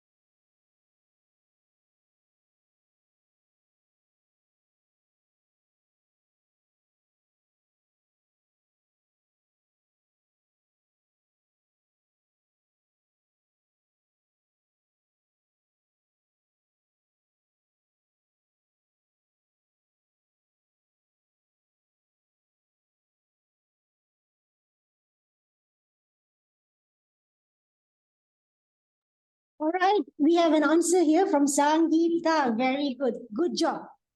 So the answer is yes.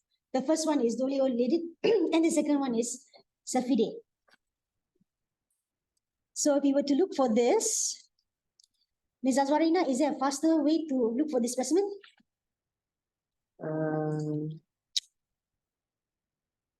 Ini kata ada kodata. Okay. So we'll just scroll down. This will be a lot. Oh, wow. Yeah. Ini kata 1, ini kata 4, right? Yep. Okay, so this is the one, yeah? This is your answer here. Was 0001 and 004. So if, Family. so if you look at the family, is Doliolidae. So kita type Doliolida.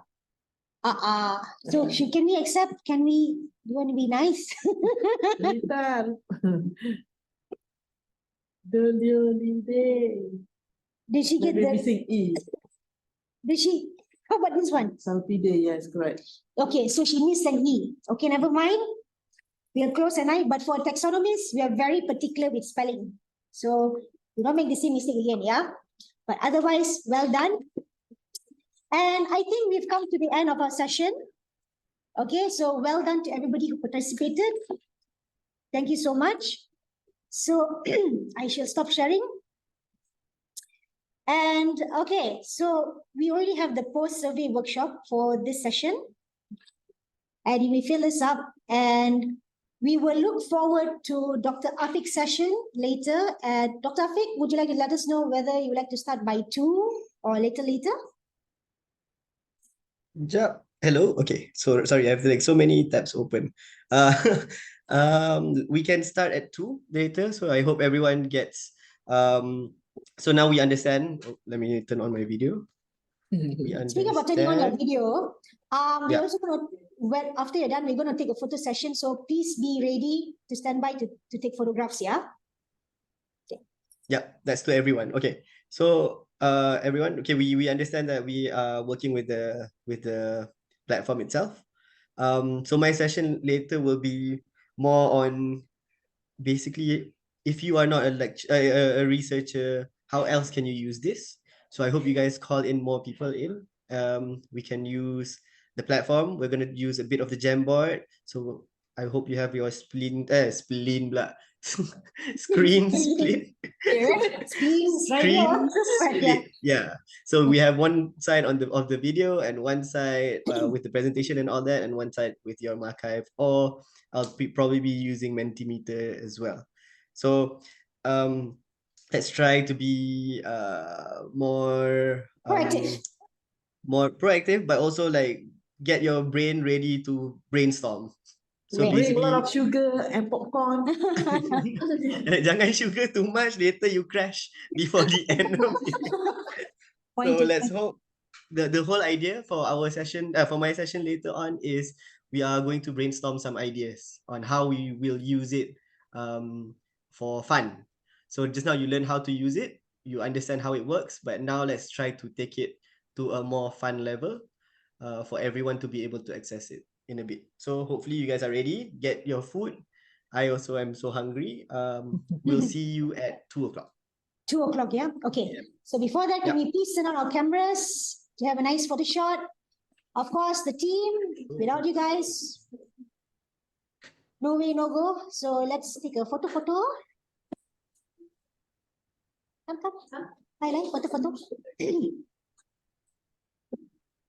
Dia tak duduk je. Hari ni dia Haruslah masing. Hello. So, Tika hilang. aku hilang. Tika tinggal muka je. Yang besar tu jangan pakai kamera. Baju kali hijau. Okay. purple pun hilang juga. Saya pakai purple. Apa hilang? Apa hilang? Tak kamera lah. Boleh lah. Kan. Okay. Okay. One, two, three.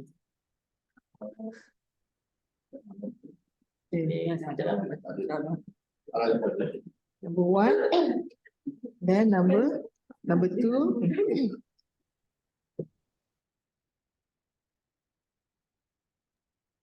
Yeah, sorry.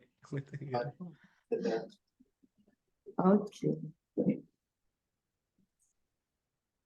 Okay. Awesome. See you thank at 2. See you guys at 2. Cheers. Let's go lunch. Bye. Let's makan. Bye all.